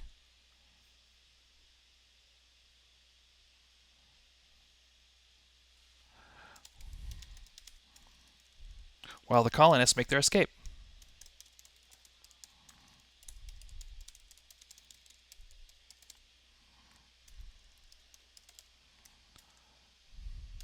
Causing havoc is what Jump Rangers are best at.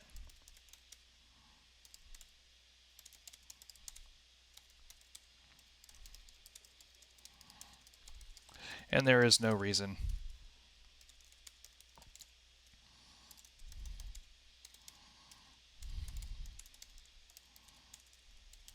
Can't shoot their way out of the air can.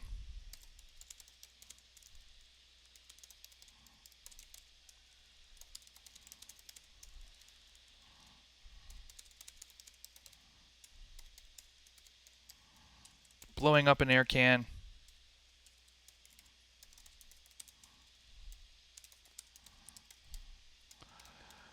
Will certainly get attention.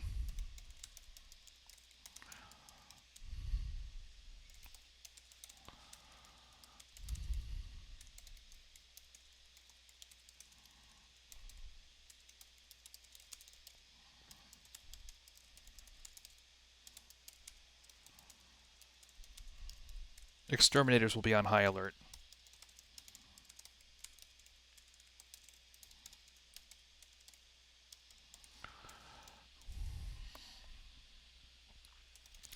And the spaceport will have stronger security.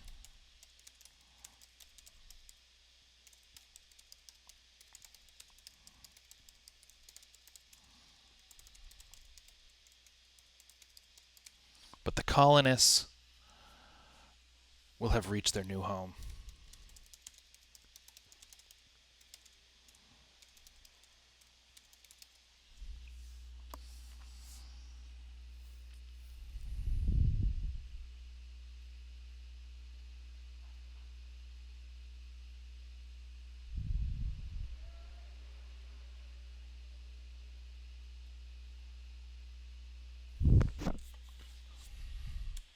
Let's just hope they don't decide to leave again.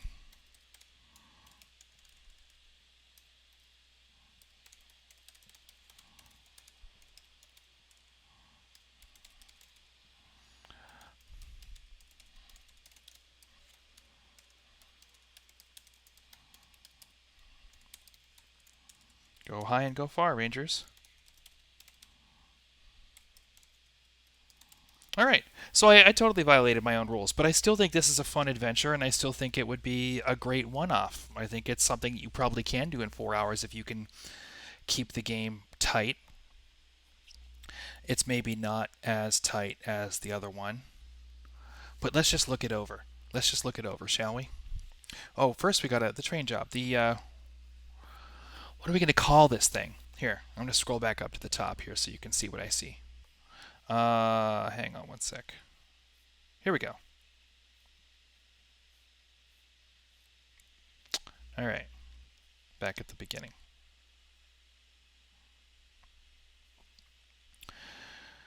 Alrighty. I don't know. I think it's a fun, silly, goofy Jump Rangers adventure. Ippy Looney's no longer on stream because Ippy Looney's outside doing Ippy Looney things. All right.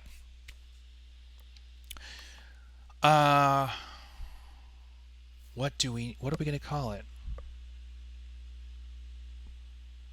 Something. It's got to be train pun of some kind.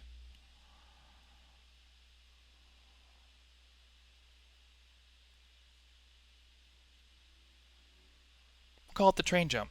Train jumping.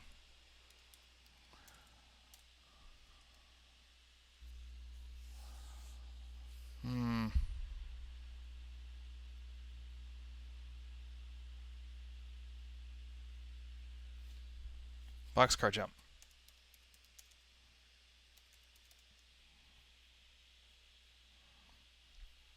I don't remember whether or not I put these things in caps.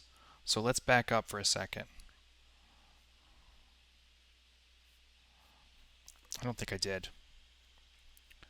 Let's scroll up here. Replace a base. Let's just take a look at the formatting. No. Okay. So let's fix that.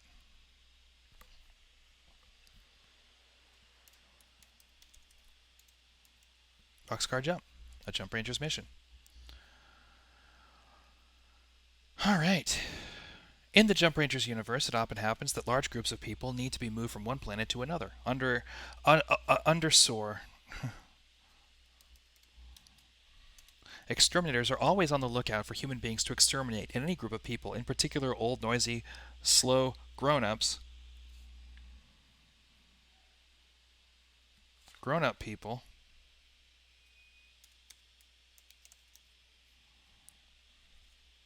A group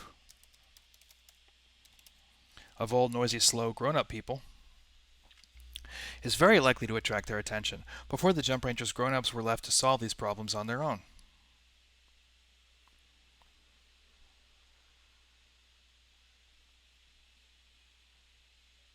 Traversing the stars was always very dangerous, and settling new colonies was one of the greatest challenges humanity was facing in the beginning of our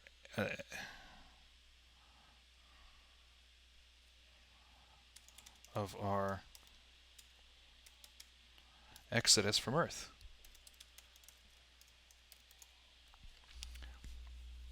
Sneaking aboard Saurian motherships is still very dangerous today, of course.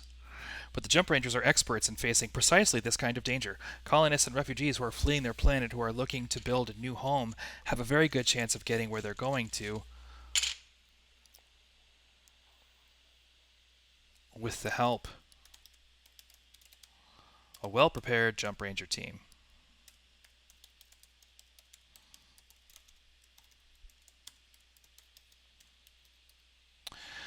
Once the number of human colonists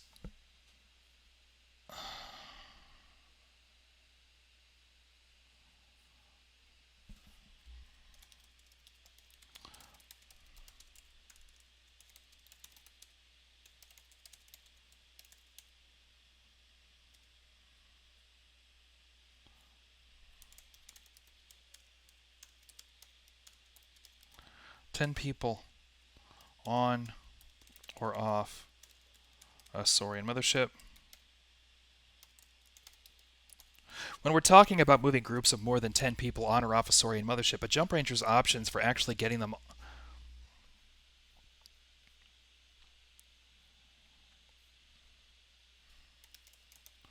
for helping them start becoming very limited indeed. Any Jump Ranger knows that the air cans, which are massive underground air vents that pull clean air from outside Saurian cities, air from outside Saurian cities to rinse the smog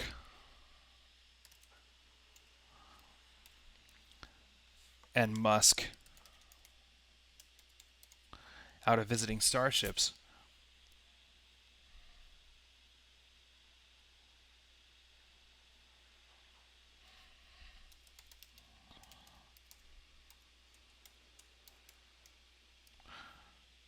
Are typically the best way on or off a jump. When you're moving more than 10 people, or even more than 5, sneaking through the air cans is very likely to get a Ranger and the people under their protection caught by patrolling exterminators. For big numbers of people, like the numbers you see when you're moving a whole colony, a Jump Ranger needs a better solution. Most of the time that solution is going to involve using gators, long hover trains used to carry ore supplies and finished goods from a planet's mining and production facilities to mothership for transport off planet. Essentially, a Jump Ranger is sneaking the colonists they're evacuating or transporting onto a train boxcar. Because this is one of the only options available to a Jump Ranger when moving large groups of colonists, because it's typically seen as a one-size-fits-all solution, the plans laid out in this mission file can be used in response to a number of situations. If the heroes of the story have been spending a lot of time at a particular colony, then maybe this is a story where that colony is in jeopardy from undersoar exterminators and it needs to be evacuated. Of course, such an evacuation would only be necessary if building a replace-a-base in Datadeck File 64 is impossible or has already been tried. On the other hand, these procedures are equally useful for relocating a group of settlers who are interested in leaving their colony behind and building a new one on some other planet. Scene 1, the train is leaving. Why do people leave colonies in the Jump Rangers universe? Some colonists have a passion for exploration, others are looking to live by their own rules. Sometimes a group of colonists want to try and do something that would put their colony in danger, whether that thing happens to be a highly experimental science project, or someone's private war against the Saurians or the Loom. Or it's someone's private war against. In general, people build new homes because they're running from something or running to something, towards something.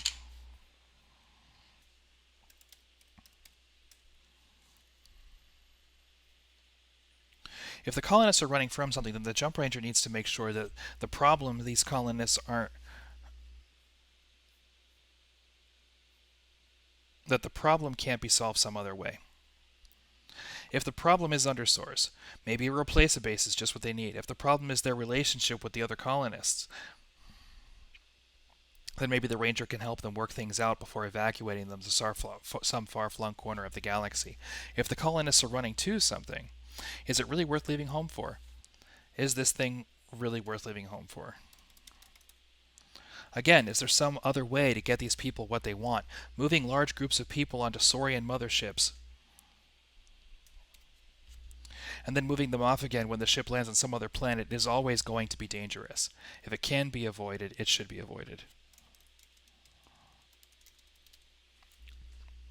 When somebody tells a Jump Ranger that they need to move a whole bunch of people from the planet they're on to some other place,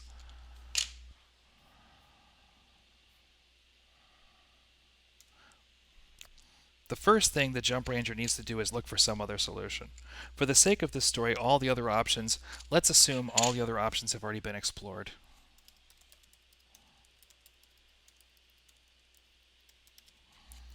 But the Jump Ranger still needs to try and get people.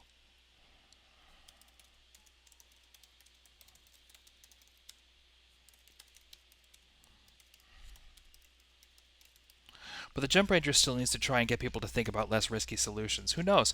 Maybe the heroes will come up with an idea that's much more interesting than the story we have here in their efforts to find some other way of solving the problems your NPCs are having. If that's what's happening, go with it. Storytelling games are always a collaboration. What exactly are the characters running from or running towards? We're discussing a few ideas here. We've discussed a few ideas, a few possibilities.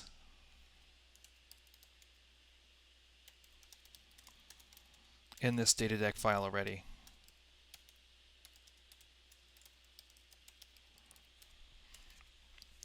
If the group is looking to build a new colony, then the person who's asking for help is the group leader. If the reason they're leaving is to pursue some kind of dangerous science project, then it's the person designing the technology who's asking for help. If these colonists are trying to build a utopia, then the person asking for help is the leader who convinced them to do so. If what we're talking about is a colony that needs to be evacuated because of some gigantic emergency that's hanging over their heads, then the person asking for help is always the governor, is always the colony's governor. If you don't have any ideas at all, then Planet Armageddon is a world where human colonists are constantly being evacuated in groups of as many as 50 at a time. Governor Odo Takama is always looking for rangers to help move non-essential personnel to safer planets. If you don't know anything about Planet Armageddon, you can find the details in the Jump Rangers Core Book, Chapter 6, as well as in the last chapter of Intel File Corridors of the Galaxy. As a final step before leaving the colony and starting their work, the Rangers should visit the colony quartermaster for supplies. Among other things they might need, among the other things they might be asking for, every Ranger in this party should be issued one pack of tracer missiles. Find out more about tracers in the Jump Rangers Core Book, Chapter 5. Before the Jump Rangers stick their colonists onto some train car to be loaded onto a Saurian mothership. Did I even talk about how this is going to work?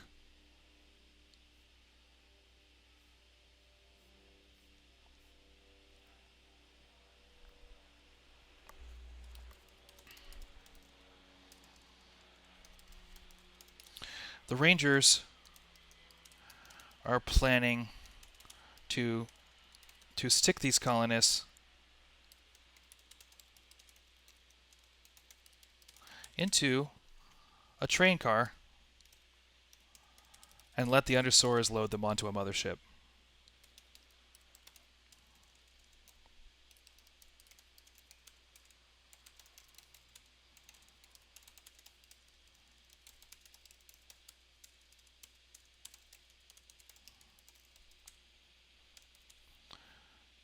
before that happens,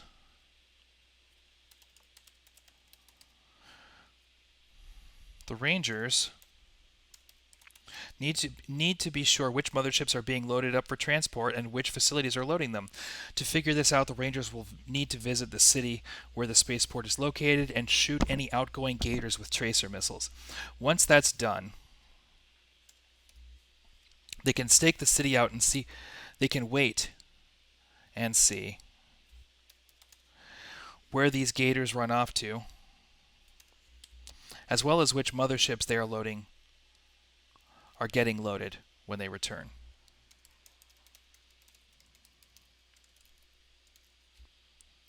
Once the Rangers know which motherships are being loaded,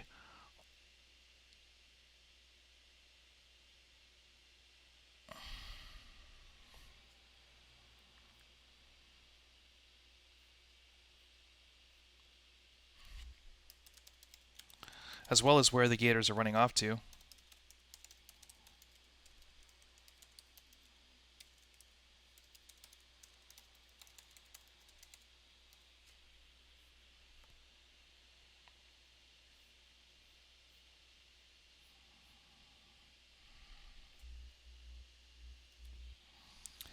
all right, we're going to steal the line about what gators are because I'm realizing this is a little bit of a mess.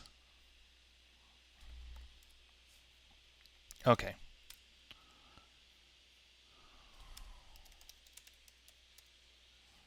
Okay. Gators are hover trains that fly across a planet's surface at incredible speed. That haul cargo across a planet's surface. And workers. Gators are hover trains that haul cargo and workers across a planet's surface at incredible speed. Essentially, the Rangers are planning to stick these colonists into a super fast train car and let the undersource do the work of loading them onto a mothership. Before that happens, okay. So now we're in business.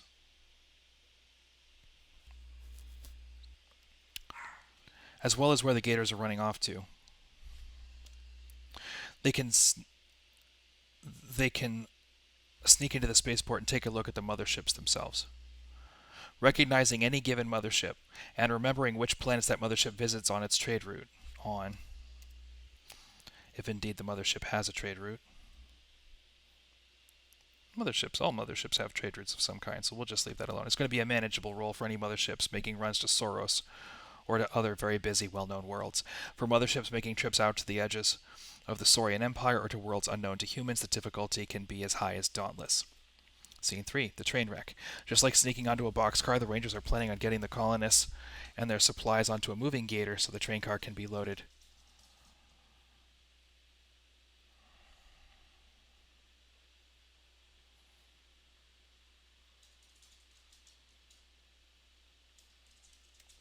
Now the Rangers know which mothership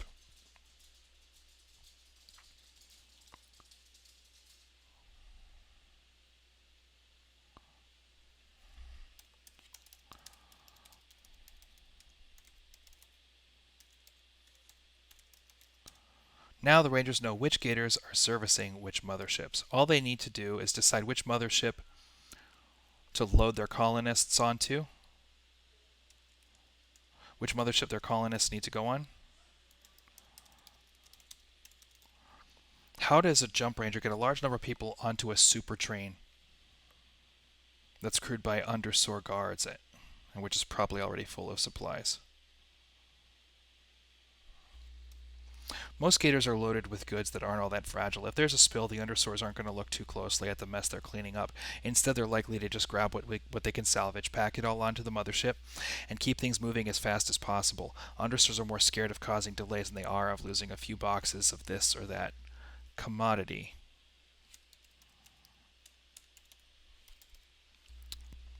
If a ranger team coordinated with a base, then they could knock out the engines of a gator and cause it to crash. At least some of the train cars would survive that crash, and the wreckage would be spread out. If a Hermes transport was standing by, then the Hermes could get to that crash site faster than the gators and the drakes that are being sent to scout out the mess and clean it up. If people worked fast enough, it would be possible for a team of technicians to clear out one of the Gator train cars and load it with life support and sensor shielding to protect the colonists. Get everybody inside and seal it up. If there was a problem, the Jump Rangers would be there to fight off the Undersoars until the technicians were done. But the Rangers would need to make sure that none of the Undersoars saw what the technicians were doing, or at least that they never tell anyone else what they've seen.